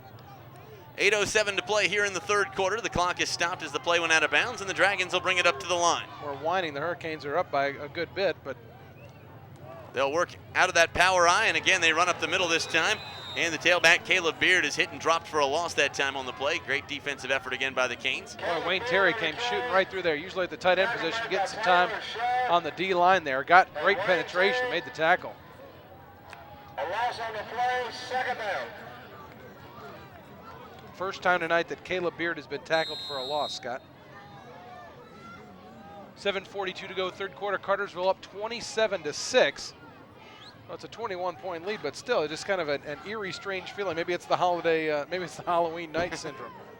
Again, power I for the Dragons. They'll bring it up to the line. They'll work from the 44-yard line. This time, they'll drop back to pass. They're going to throw it over the top. They got a receiver, and the ball is almost intercepted that time. Great break on the ball that time by Roman Gilliam, and he ran into his own man. Gilliam got his hands on it. Really, man, I mean, Cartersville could be leading this game by about 6 touchdowns right now. A couple things that happened. Instead, Like they about have, 3 more touchdowns. yeah, well, I mean, but a couple interceptions that have been dropped. They haven't played bad. They just, Yeah. I don't know. It's just kind of strange. Maybe it's a product of the way that Pepperell plays football. You know, it doesn't lend itself to being very flashy on your side of the ball. You know, a lot of times you'll see, use an NBA analogy. You know, a lot of times an Indiana team or a team that just plays really close to the vest and really ugly and blue collar, it's hard to play really flashy against them. And I think that's kind of what Cartersville's up against. As Pepperell will burn their first timeout of the half. It comes with 7:21 to go in the third quarter. Cartersville leading 27-6. We'll take a quick break. You're listening to AM 1450 WBHF and watching the Workhorse Video Productions Game of the Week. Pepperell with the football with the third down and 11. They've taken a timeout to talk about what they're going to do. And Scott, like I said, Carter's not like they've played bad tonight. They statistically dominated the first half. They've run the ball well. They've thrown the ball fairly well. The defense has had several tackles for losses. But yet you just don't get the sense that it's really in high gear. A little sluggish maybe with the off week. But, you know, it kind of shows you where we were last year. Now we're complaining about being up 21 points. How expectations can change. Well, this time Lovering's going to drop back to pass, steps up in the pocket, now under some pressure, and boy, he gets hammered from the backside as the Hurricanes knock him down back at the 42-yard line.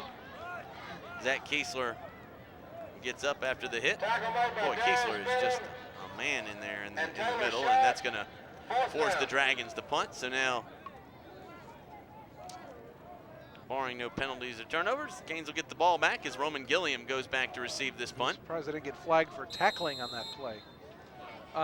You know, it's kind of indicative of the way this Cartersville defense is played. They just, you know, don't give up a whole heck of a lot. Lovering with the kick. It is a high floating kick. It'll be fielded at the 26-yard line by Terrell Johnson. Steps up at the 40, stays on his feet at the 45 at midfield, and dives into Pepperell territory at the 47-yard line. But there is a yellow flag on the field, and that one, I believe, is going to come back. It's going to be a block in the back, Scott. And, you know, Cartersville player right down there, right in front of the official. And I hate to say it again, but, I mean, a very marginal call on the part of the crew. I mean, there was contact there, and it didn't look to be like it was from behind. I mean, this is happening right in front of us. It's not like I'm saying, well, you know, the referee had a better angle at it. Right. We were looking at it. It's out in the wide open. It doesn't really matter what we think. It's going to go back 10 yards from the spot of the foul. So Cartersville will start on their own 21-yard line. You have a very good angle here in the press box here at Pepperell. Like you said, you know, we've been doing this long enough together. I empathize with officials, having done baseball for a number of years as well as basketball. Still really, you know, enjoy looking at the officiating aspect of games. And when guys do a job well done, I'll be the first ones to tell them. But there's certainly, this has been a lackluster performance at best by the officiating group. Well, Cartersville gets the football at their own 20-yard line. Their second possession here in the second half. 6:31 to play here in the third quarter. They lead it 27-6. A.T. Barnes under center. And this time they're going to run crisscross underneath. And looking for the corner is Antoine Sams. He's going to get there, but he's going to be wrestled out of bounds out at the 25-yard line after a gain of 5 on the play. Brings up 2nd and 5 from the Canes' 25-yard line. Antoine was going east-west for about 50 yards and then turned it up at halfway through the run and got about 5 in the direction you want. Oh, and you get that, run that kind of play, you get A.T. Barnes out as a lead blocker. Look at the frame on A.T. That's a, don't see too many of those that look like that in the uniform, and he's definitely a welcome addition this year. Anthony Townsend in at wide receiver, split out wide to the right side of the formation. A.T. under center, and this time he hands off again up the middle, this time to Chris McClendon, who bowls his way across the 30 out to the 31. That's good enough for a Hurricane first down, and the Canes will eat the clock. 5:31 to go here in the third quarter. Cartersville leading this game 27-6. Tackle made by Jeremiah Hammond. First down, Cartersville. Tell you what, if they can have a nice, long, sustained drive, take some time off the clock, punch another one in the end zone, that be just what the doctor ordered. Cartersville, 1st and 10 the call. They'll bring it up to the line. Third play of the drive as A.T. goes under center out of a Delaware wing tee this time. Actually, just a split backfield. And this time they're going to hand off to Raymond Nesbitt, who tries to bounce outside, turns it up now, and pushes his way toward the 35-yard line, but a penalty flag at the end of the run, and it looks like it's in the realm of holding. We'll see what the call is. Yep, it's going to be holding against the Canes. That's going to back them up a little bit. I will tell you that there was definitely a holding on that play. That was a good call. Yes, that was, matter of fact, they should probably throw about 3 flags on that, that particular hold. So the penalty will push the Hurricanes back to their own 23-yard line, and it brings up 1st and 22. Which is good, because I like to see Cartersville throw the football here with A.T. in at quarterback. I think the element that this gives you as well is, you know, you got the ball on a hash, have them roll out to one side, give you the run-pass option, and let them turn it upfield. Josh Woodward, wide receiver to the far side. Now with that Delaware wing tee, and now they're going to drop back. Barnes under play action. He's going to throw it over the top. He's got Sams, and just out of his reach at midfield. And boy, he had a step right there, Matt. If he catches that ball, he's gone for 6. Well thrown ball. A little bit of hand chucking on both sides of both Antoine Sams and the defender Jake Broom. Second down. Ball just a little bit out of Sam's reach, but once again, a good throw by AT. AT comes from the sidelines with the play, and we'll check into the huddle. He's fired up to play tonight. 2nd and 10, or 2nd and 22, the call.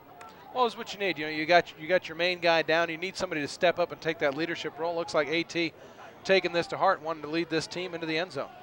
Looks a lot like Michael Vick. Again, that split Delaware wing T, and they're going to hand crisscross up the middle. Antoine with some room to run. He's across the 30, stays on his feet at the 35, breaks a tackle at the 40, and he's got a first down. The Hurricanes will move the chains. Excellent effort that time by Antoine Sams. A pickup of 23 yards, and the Hurricanes will move the sticks.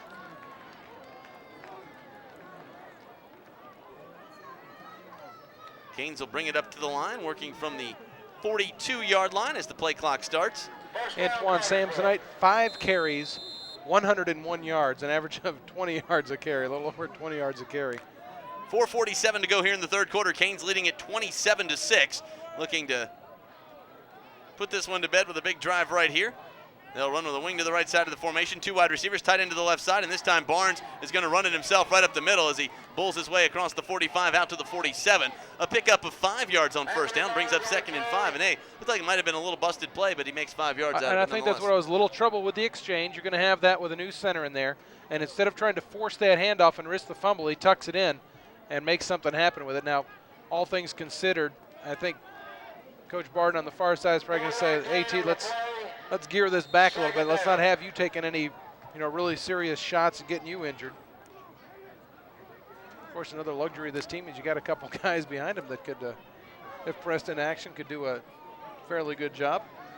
Barnes will go under center. They'll work out of the eye, and this time he pitches it out to Raymond Nesbitt. Nesbitt trying to get to the corner, tucks inside, gets across the 45. The 40 stays on his feet, but there is a yellow flag at the line of scrimmage. It looks like it's going to be in the realm of holding. Tackle made by Michael Murphy.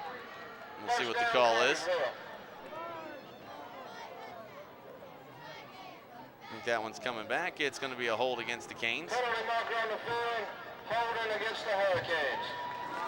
Raymond playing with a big purple splint on his right elbow, and he injured that in the Carrollton game. Looks like he's back at full strength.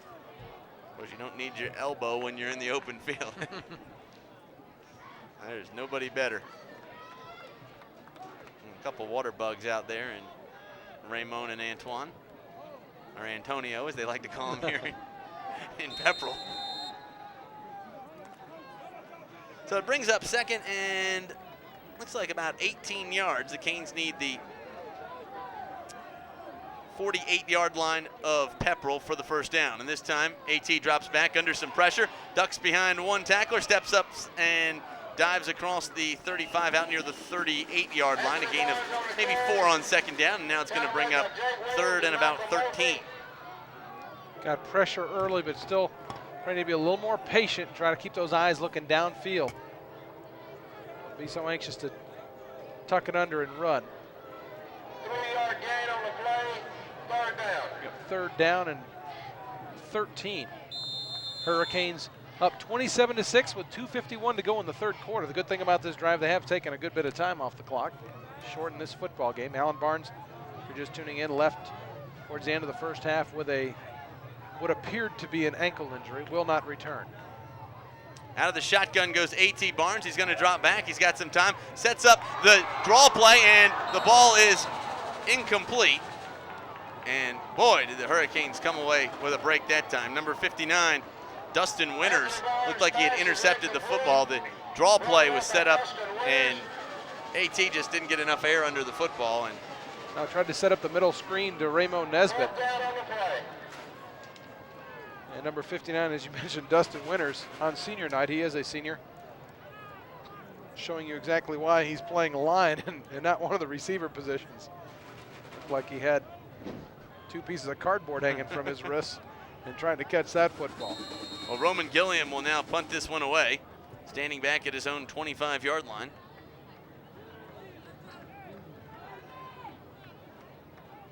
Devin Evans in as his protector. Gilliam back at the 25. We'll wait the snap. He gets it. And Roman gets his foot underneath this one, an end-over-end kick. It'll be fielded at the 32 with a fair catch, and that's where Pepperell will take over. So with 2:21 to go here in the third quarter, it's now Cartersville 27, Pepperell 6. You're listening to WBHF and watching the high school football game of the week. Pepperell with the football. They have it at their own 32-yard line. Checking into the game for the Dragons is number 44, Jonathan Redd. Quarterback again will be Brandon Lovering, who left the game for a while. Cody Evans came in, ran the offense pretty good, but now Lovering back in the game. Lovering 5 of 10 for 41 yards. 12 yards on 4 carries, doing fine work. This time, sorry, Matt, this time they're going to pitch it outside to Caleb Beard, and he gets hit in the backfield, as you're saying. No, Mike Fair made a big hit right there. Got the folks on the far side jumping up and down, but I can't believe it came out of the power eye. Looked like there were 2 guys moving early in the Pepperell backfield, no call. It's just going to be one of those nights. Fortunately, you're up by 21 and not down by 21. You just try to do everything as basic as you can, keep the clock moving, and get on the bus and get out of town. Win in advance type of thing. Well, the Dragons will bring it up to the line. The clock continuing to go. 1:44 to go here in the third quarter. 27-6 your score. Power eye again. And this time they're going to run it with the fullback right up the middle. He'll gain a couple on second down. It's going to bring up third, and let's see where they spot it. Third and about 5. After a gain of about 4 on second down. Gain of about 5 yards, it'll be third down. I do understand they've gotten that game underway, the Adairsville-Coosa game. We could probably slide by over there and catch that one as we leave here.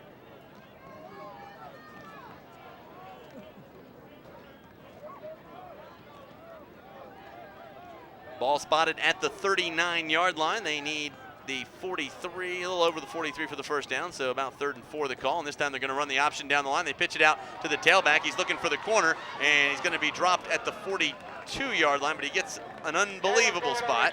Again, they're going to put it at the 43. It's going to be very close. Looked like his knee was down. I think that's a pretty good spot. And I think he's going to be just... That's going to be close. They're going to have to bring the sticks in from the far sideline, so both teams will get a little bit of water with 38 seconds to go here in the third quarter. Cartersville leading at 27-6. Hurricanes trying to drop the hammer on Pepperell here and get out of this one. Canes coming off a bye week, always a tough thing to do because you get in the routine of the season. Yeah, you and I have been kind of rusty tonight, too. Oh, it's been a fire drill since we got here. Yeah, I was going to say, he's got that first down by about half the football, but really close to more than a full length. I hope they're playing better than I'm doing tonight. First down, Dragon. So he does get the first down by about a foot. That brings up 1st and 10. Ball on the 43-yard line, and Pepperell will take over. Working from the near hash mark here in Lindale. Cartersville leads it 27-6 with 35 seconds remaining here in the third quarter.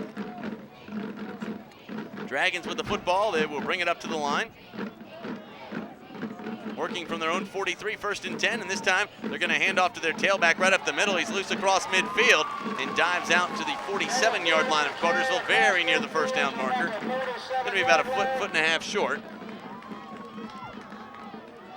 Man, I tell you what, this kid is only a freshman. 15 carries, 46 yards, which doesn't really like jump out at you.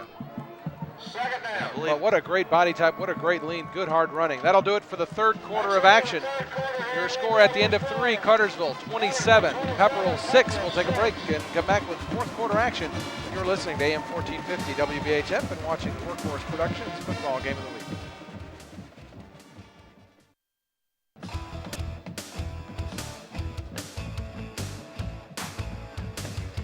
And welcome back to Dragon Stadium in Lindale. You're listening to WBHF and you're watching the high school football game of the week as we begin the fourth quarter. Cartersville leading this game 27-6, Matt, and boy, it has been a war out there. The score not really reflective of the hits we've seen on the field by both teams. It's been a good week, a good game to play after an open week. Very physical. As you said, Pepperell probably not the most talented team that the Cartersville's going to face, but they will throw everything they got at you. A young football team, strong winning tradition here at Lindale, and they have been They have not backed down 1 inch all night long as they continue to come at the Hurricanes. Well, Dragons with the football. They'll roll out and stepping up. And it'll be brought down. Lovering will be dropped at the 45-yard line. Brandon Lovering on the keeper. Down to about the 45-yard line. 11:23 to go here in the fourth quarter. The clock continuing to run. Dragons with the football. 2nd and 11 the call. And Pepperell will bring it up to the line. They will work out of that power eye. Brandon Lovering goes under center, and this time they hand off up the middle. And Caleb Beard with the football, and now Cartersville comes away with it. Coming back the other way is Brandon Houston. He's got 1 man to beat, and he's gone. Brandon Houston taking it the other way. A 54-yard fumble return for a touchdown, and now a late penalty flag on the play.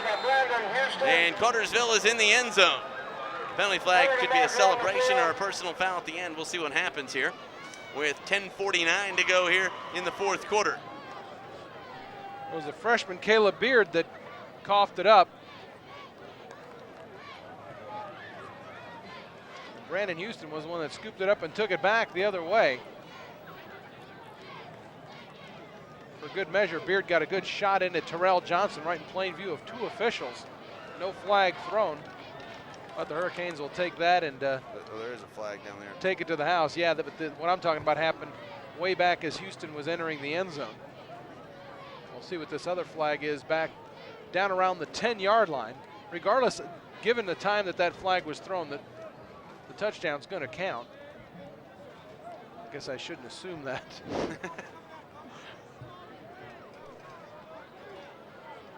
It's going to be, I think they have the option of taking this on the kickoff or taking it with the extra point. And the rest, Mike, has not been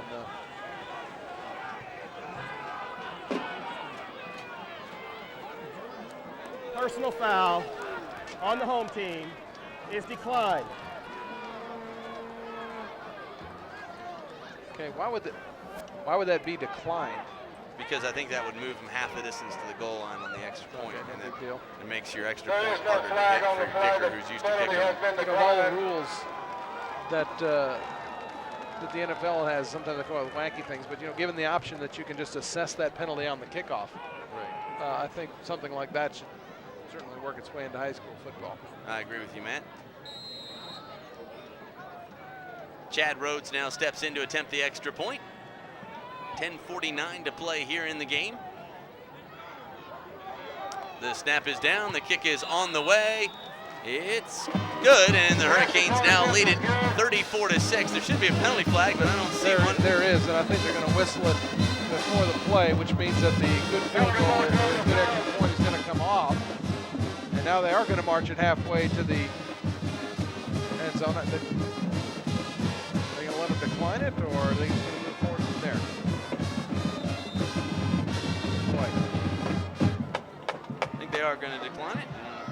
We'll take a quick break on radio to pause. You better keep it right here, Scott, because I think they're going to say it's a dead ball. It happened before the snap, and they're going to force Cartersville to come back out and kick another one.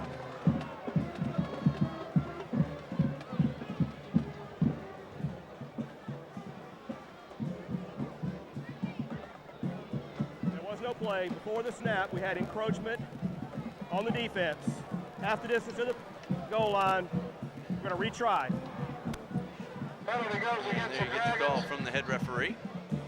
So you had a dead ball in the personal foul that you were able to decline, but then you have a dead ball on this one that you have to accept. So now Chad Rhodes will come on to attempt the extra point. Snap is down, the kick is on the way, and it's good. Cartersville now leads it 34-6. We'll take a quick break and come back. You're watching the high school football game of the week and listening to WBHF AM 1450.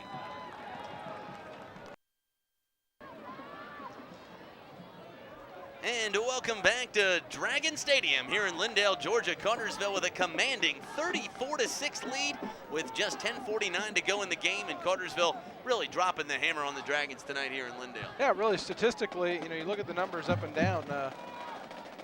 Cartersville's done a fantastic job. They're hitting hard, they're causing fumbles, they're making the most of turnovers, and they've come up with some big plays, and they've had some sustained drives too.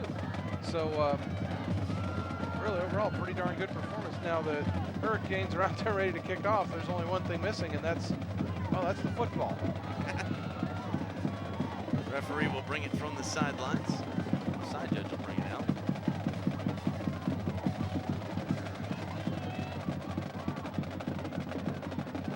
And we're just about ready to get underway. Chad Rhodes kicking off. Oh, he has been solid. Rhodes, a senior, having a phenomenal year. And I'm going to give him perfect tonight. I mean, the one miss he had really was not his fault. I mean, your holder goes down. It's like. Yeah, but Cody Nix the last couple times has come in and done a fantastic job. Rhodes will tee it up on the near hash mark on the 40-yard line, and he gets his foot underneath it. It'll be one of those short floating kicks. They'll signal for it at the 25. No fair catch. He's going to run right up the middle. He's across the 45 out to the 47-yard line. The ball carrier that time, number 43, Caleb Beard, the freshman. I tell you, they've got a lot of freshmen here in Lindale. A lot of freshmen and sophomores that are doing things athletically, not only in football, but also in baseball. The two best pitchers we saw in region last year probably came out of, or the best pitcher, there's only one of them, came out of Pepperell, and he was a freshman. Checking into the game now is number 10, Chris Strickland. Cody Evans back in at quarterback. Cody Evans will try to get something going offensively for the Dragons. Much like that vaunted Doug Johnson, Kerry Kittner combination the Falcons are rolling out there these days. That's working well. Power eye to the right side of the formation, wing to that side as well. First and 10 from the 47, and this time they're going to drop back. Evans going to roll out to his right, has some time. Now he's going to throw for the flat, has a receiver, and it's incomplete. That time the ball intended for A.J. Cunningham. And with 10:32 to go in the game, the clock is stopped. Yeah, the one thing Cartersville has not been able to do a whole lot of tonight is sacking the quarterback. Give Lovering and Evans credit, mostly Lovering, but Hurricanes have gotten decent pressure, but when they've gotten back towards him, Lovering was able to step through it. That's something we haven't seen an awful lot of this season. Well, they've done a good job of rolling out, extending the Cartersville defense.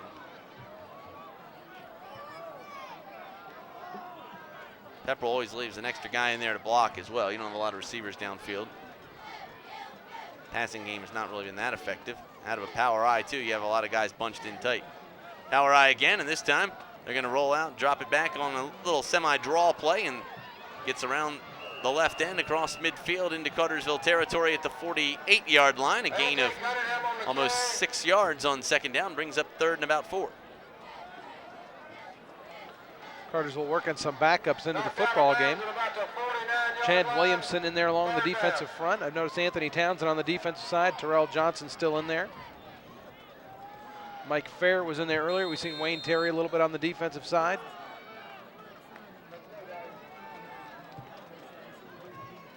James Maxwell in there at one corner. Pepperell with the football. Again, power eye. This time they hand off to the tailback up the middle, and he's going to be very near the first down marker. Now he's got it as he crosses the 45 down to the 46-yard line. Ball's on the ground, though, and the Hurricanes say they have it. We'll see what the call is.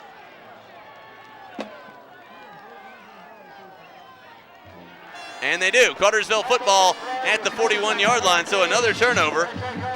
Second drive in a row that Pepperell has coughed it up, and now the Hurricanes take over in good field position at their own 41-yard line. Boy, Caleb Beard for the Dragons has done a great job carrying the ball. It's just he's got to be wearing down.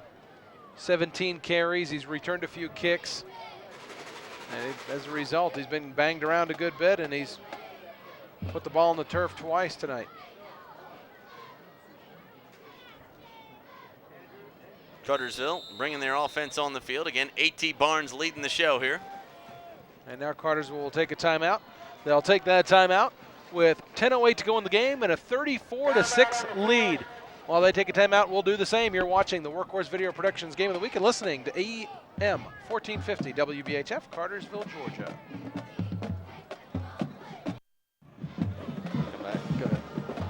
And welcome back to Lindale. You're listening to WBHF AM 1450. You see that dragon off on the side of the field. That thing actually spits fire when the Dragons score a touchdown, and as the guys in the PA booth right next to us just explained, hey, good year. We didn't run out of footballs, and the propane tank is good for another season. This is their final home game. Did he say that? He just said it as we went to break. Actually, it's kind of neat when they came out, and then when they did score, it was like a cannon shot, and fire-breathing dragons is almost make you want to root for them a little bit. I hope they score a couple late so we can see that. AT with the football. He hands it off to Chris McClendon around the right end. McClendon looking for the corner. He's dropped right at the line of scrimmage. No gain on the play. Brings up 2nd and 10. But he stays in bounds, and that clock will continue to run. 9:57 to go. 34-6 your score.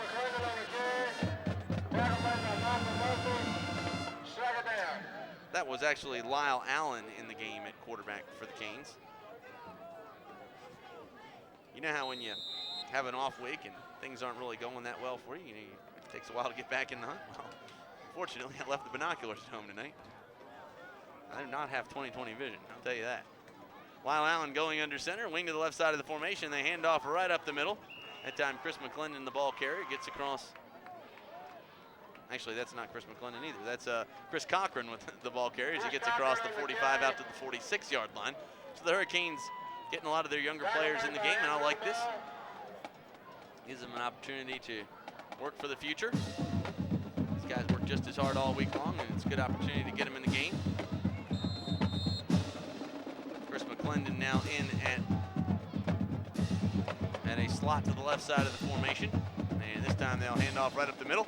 Chris Cochran running across the 50 down to the 46-yard line, and that's good enough for the first down, and the Hurricanes will move the chains.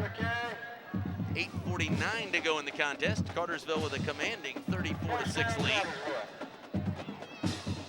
When you talked about a number of the super sophomores that are on this team, and you got to throw Chris Cochran into this as well.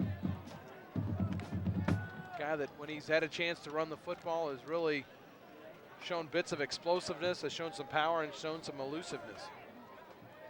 AT will go under center. He's going to send McClendon in motion. This time he gives it to Cochran up the middle. He's across the 40, down to the 35-yard line. A gain of almost 10 on first down. Some good heads-up running that time by Chris Cochran as he pulls his way right through the middle of the defense. And the Hurricanes will move the chains again. So good effort for the Canes, and that clock continuing to run.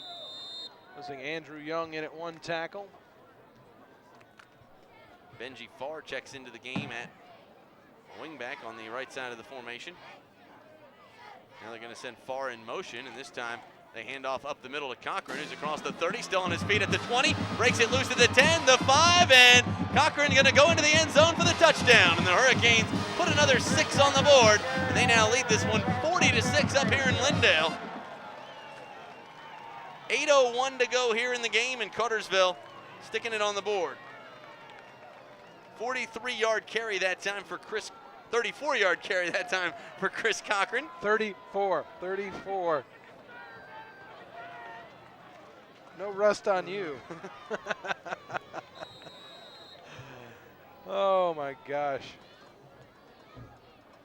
Chris Cochran with a 34-yard touchdown run. Daniel Payne will snap, Cody Nix will hold, and Chad Rhodes will kick. All three of them are up, and they're all three good. It's good. 41-6 your score. Cartersville leading this one in Lindale. We'll take a quick break with 8:01 to go in the game. You're listening to WBHF and watching the high school football game of the week.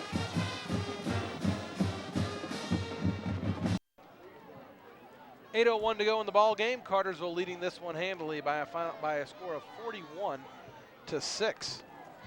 And you got to remember that one touchdown that Pepperell got, really a short field gift given to them as Alan Barnes was going to throw, and ball knocked out of his hands. They ruled it a fumble instead of a incomplete pass, and you know you're putting the wood to somebody when you start bringing in the backup kicker, a guy that's not even on the roster. You know what number? It's number 88. I do not have him listed on our roster, Scott. I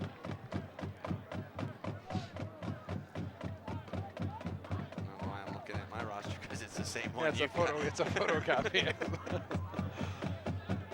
Well, somebody's happy they're in the ball game. We're happy to see him in there, as the Hurricanes have come out with a mission in the second half. And you mentioned a little bit lackluster, not really on top of their game in the first half. And Coach Barton gave them a message at the half, and it seemed to have sunk in and worked, because they are clicking on all gears here in the second half.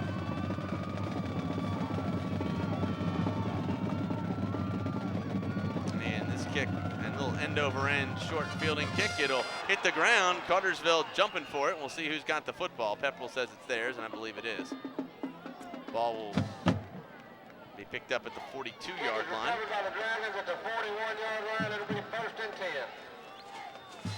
No, Pepperell doesn't think that that is a onside kick. Not that I care what they think, but they, Not their region next year, are we? No, they're moving down to Double A. That's amazing. 2 years ago, Cartersville was Double A. They were Triple A. Now they're going back to Double A, and we're staying up at Triple A. Just means there's less kids happening up here in Pepperell. Coming into the high school years in Pepperell. Edgewan Jackaway in the ball game, along with James Maxwell. Brantley Ledbetter still in there. Roman Gilliam still in there. Chris Cochran playing middle linebacker. Devin Evans is out of there. And this time they run right up the middle. The ball carrier that time, number 43, Caleb Beard, gets it across midfield down to the Cartersville 47-yard line. Anthony Townsend, Taylor Sharp, Mike Robinson, Chad Williamson, I mentioned him earlier. Looks like Luke Pye is in there. Chris Cochran playing middle linebacker. I don't know if I mentioned him earlier or not. Pepperell with the football at the Cartersville 47-yard line. 1st and 10 the call. Evans drops back, throws for the flat, has a receiver. It's caught up at the 40, breaks a tackle and slips through down to the 36-yard line. Brandon Cook, the receiver that time. And the Dragons move the ball. They'll work from the 36-yard line. 7:20 to go here in the game. Mop-up time as the Hurricanes lead 41-6. Remember, they'll be at home next week. Old-fashioned rivalry as they take on the Cass Colonels. Colonels trailing tonight against LaGrange. Under center this time goes Evans. He hands off to his tailback right up the middle. That time Caleb Beard hit right at the line of scrimmage, brought down for no gain, and the clock goes under 7 minutes to go here in the 4th quarter. Cartersville leading this game 41-6.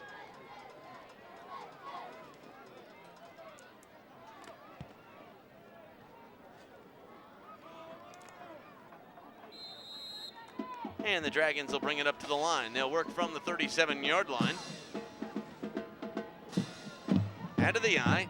Pro eye set this time as Cody Evans goes under center, and this time he hands off to his fullback up the middle. Pulls his way across the 40 down to about the 35-yard line. A gain of almost 5 or 6 yards on 2nd down. It'll bring up 3rd and about 5. Luke Pye on the tackle. Luke Pye getting the tackle. Hustling off now is Chad Tatum. 3rd down.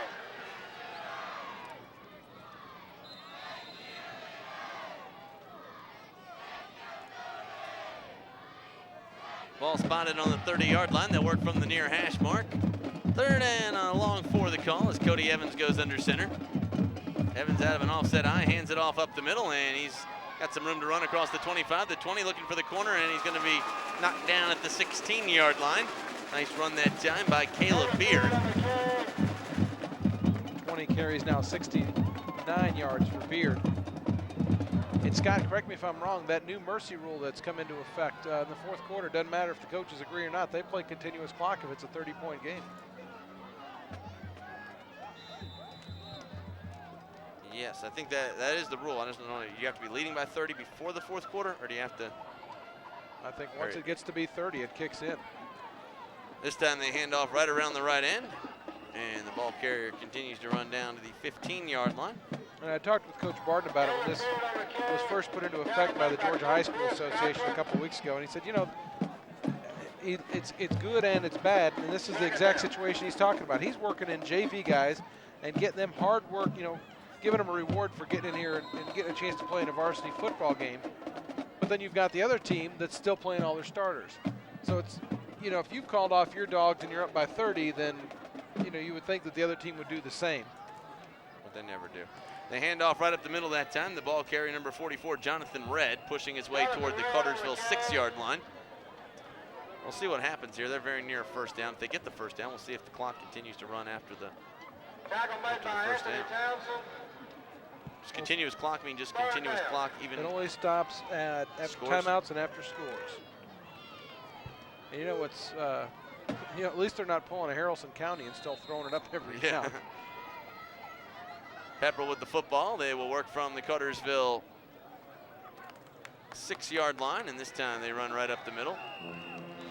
And the ball carrier dropped at the 5. Looks like he's going to be very near the first down. They stopped the clock at 4:09. They're not playing continuous clock. It doesn't surprise me, but they should be. That this officiating crew wouldn't. They probably don't know the ball inside the 5-yard line. It may be if you're leading. I don't know. I don't know if it's that you have to be leading by 30 at the beginning of the fourth quarter or just you get there. To go look that up.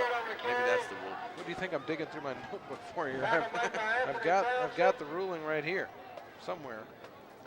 Ball spotted on the 4-yard line. 3 minutes and 33 seconds to go in the game. I'll probably find it right after the game's over. Give me something exciting to do here. Why not? 3:23 to go here in the game. Pepperell knocking on the door. 41-6 your score. Dragons trailing in this one, and they'll come up to the line. They'll work a wing to the left side of the formation. And this time they're going to drop back, and they hand off up the middle. And the ball carrier that time, number 43, Caleb Beard, diving toward the end zone. Not quite in there. All right, here's the rule that was sent down. After the first half, if a team is losing by 30 or more points, the coach of the trailing team can opt to play the second half with a running clock, meaning time stops only with timeouts, after touchdowns, and during penalty deliberations. If a coach chooses not to exercise that option, but his team still trails by 30 or more after the third quarter, the game automatically goes to a running clock. So I guess the issue here is there wasn't a 30-point game at the half, so this doesn't kick in. Okay. This time they'll hand off right up the middle, and he's going to be hit right at the goal line, but he gets in for the touchdown. So Caleb Beard scores on the Cartersville JV, and that now makes it 41-12 with 2:32 to go. And that cannon goes off. See if the Dragons shoot some fire.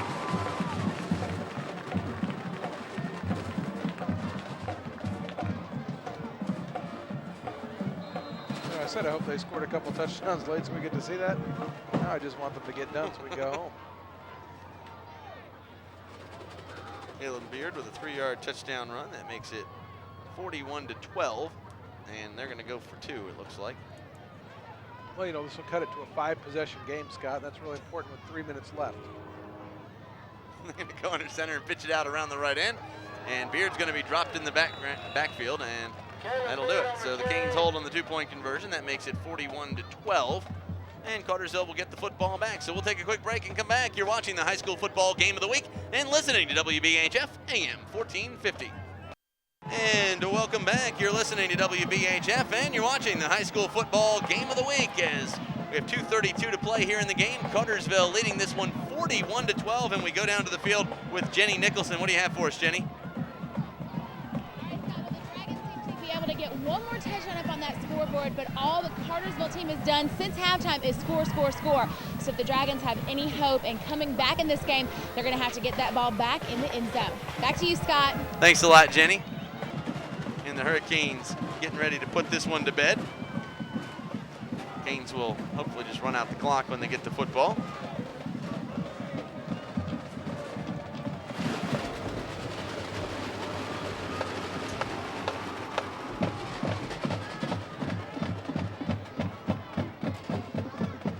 Justin Evans set to kick it off now as Pepperell kicking off for the 3rd time tonight. This time a little squib kick and a great line drive field that time by the Hurricane Hands team. Coming away with the football that time. See that? Was man after my own heart. That's Chris Burnett, sophomore, coming up, big guy with a good set of hands. Reminds me a lot of myself. the guest this week on the Frank Barden show. He actually got double coverage because we didn't do a show in the off week, so. Cartersville will take over on the 47-yard line. 2:28 to go in the game. Pepperell with 2 timeouts. Hopefully they'll keep him in the pocket. Lyle Allen comes from the sidelines with the play. He is now in a quarterback working his 2nd series. Chris Burnett in there along the line along with Justin Morris. Looks like John Cook's in there. Ryan Barnes at the center slot. Wing T, they're going to send it back in motion, and this time they hand off around the right end, and Benji Farr in a lot of trouble in the backfield, hangs onto the football, and he's going to be dropped back at the 42-yard line, a loss of 8 on the play, and that clock continues to run with 2:17 to go. Got a flag on the play. It's going to be motion against the Hurricanes. They'll decline that one. Call is.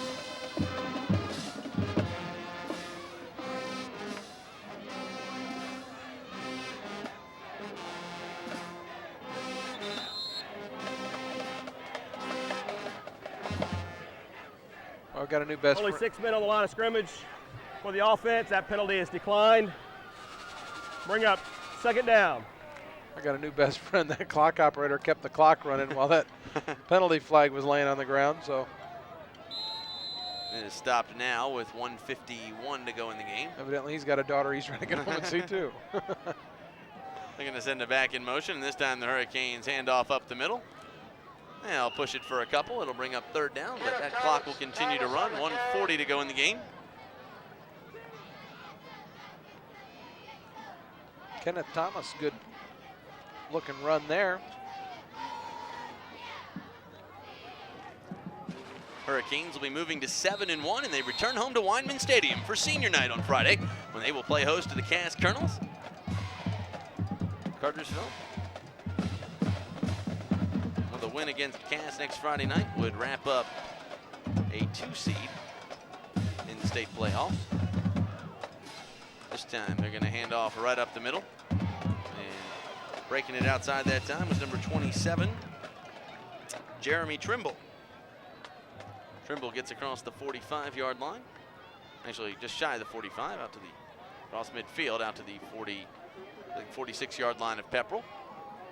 And the Hurricanes moving the football. It's going to be 4th down. Looks like they'll go for it here as the clock continues to run. 36 seconds to play in the game. And Cartersville may not have to run another play.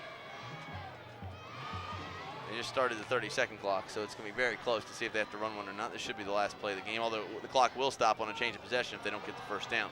4th and 5 to call as Lyle Allen goes under center. He's going to send it back in motion. That's Trimble, and he hands off to him up the middle. Trimble breaks through, gets a 1st down and more, crosses the 40-yard line down to the 36, and that will do it. As the clock will stop momentarily with 7 seconds to go in the game.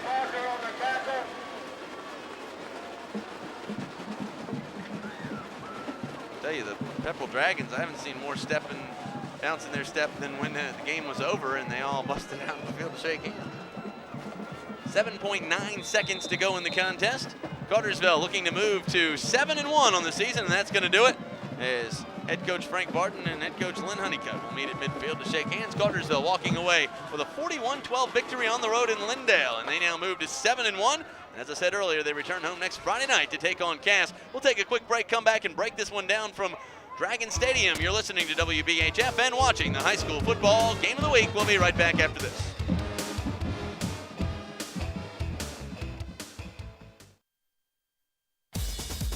Tired of substandard car stereo and security installation?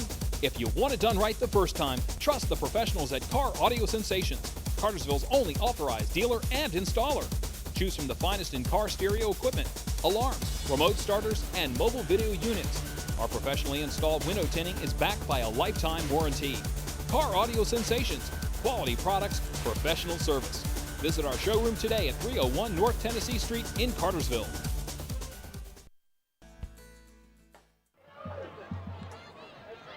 And welcome back to Dragon Stadium in Lindale. You're listening to WBHF and watching the high school football game of the week.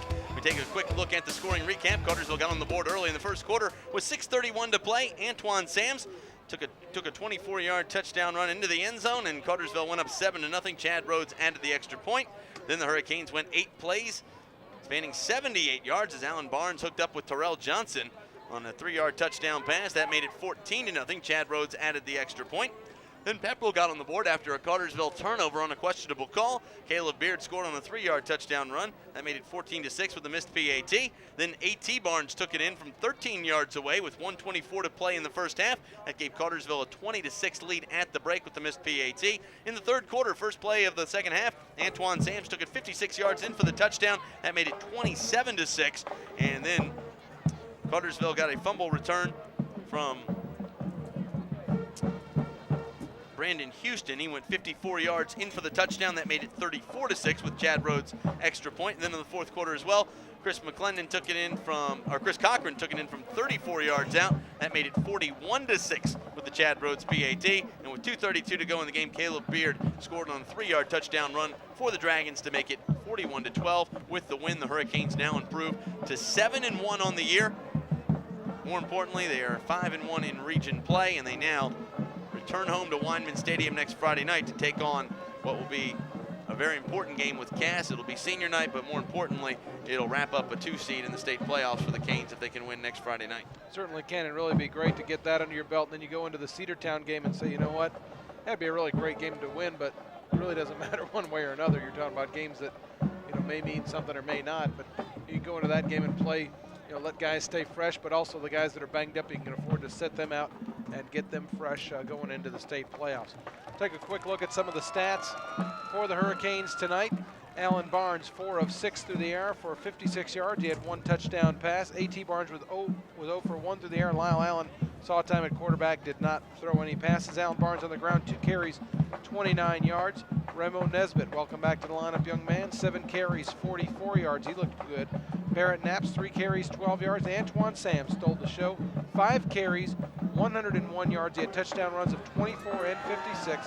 Chris McClendon, 2 carries for 8 yards. A.T. Barnes, 3 carries for 21 yards. He had a 13-yard touchdown run. And Chris Cochran, 4 carries for 58 yards. He had a 34-yard touchdown run. A bunch of other guys got in there late and added to the tally there. 287 yards on the ground, 56 through the air, a total of 343 total yards for the Hurricanes against the Dragons tonight.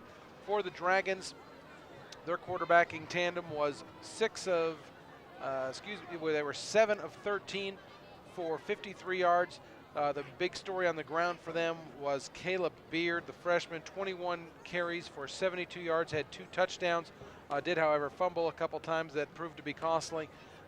Totally on the ground, they had 95 yards net, 50 through the air, 95 on the ground, a total of 148 yards for the Pepperell Dragons. So 148 to 343, rather lopsided, just like the scoreboard, Scott.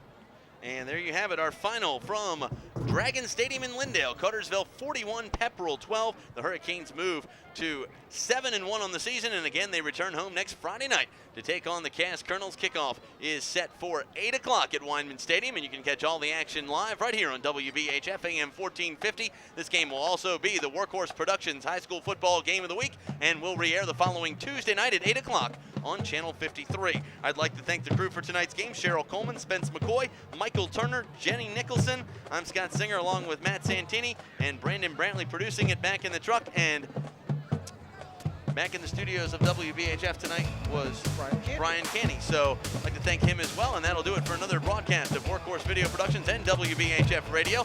Again, the rights of this broadcast are owned by WBHF and Workhorse Productions. Any rebroadcast or other transmission of this without the express written consent of Cartersville High School, WBHF Radio, and Workhorse Video Productions is strictly prohibited. Again, we will see you next Friday night as the Hurricanes take on Cass at Weinman Stadium.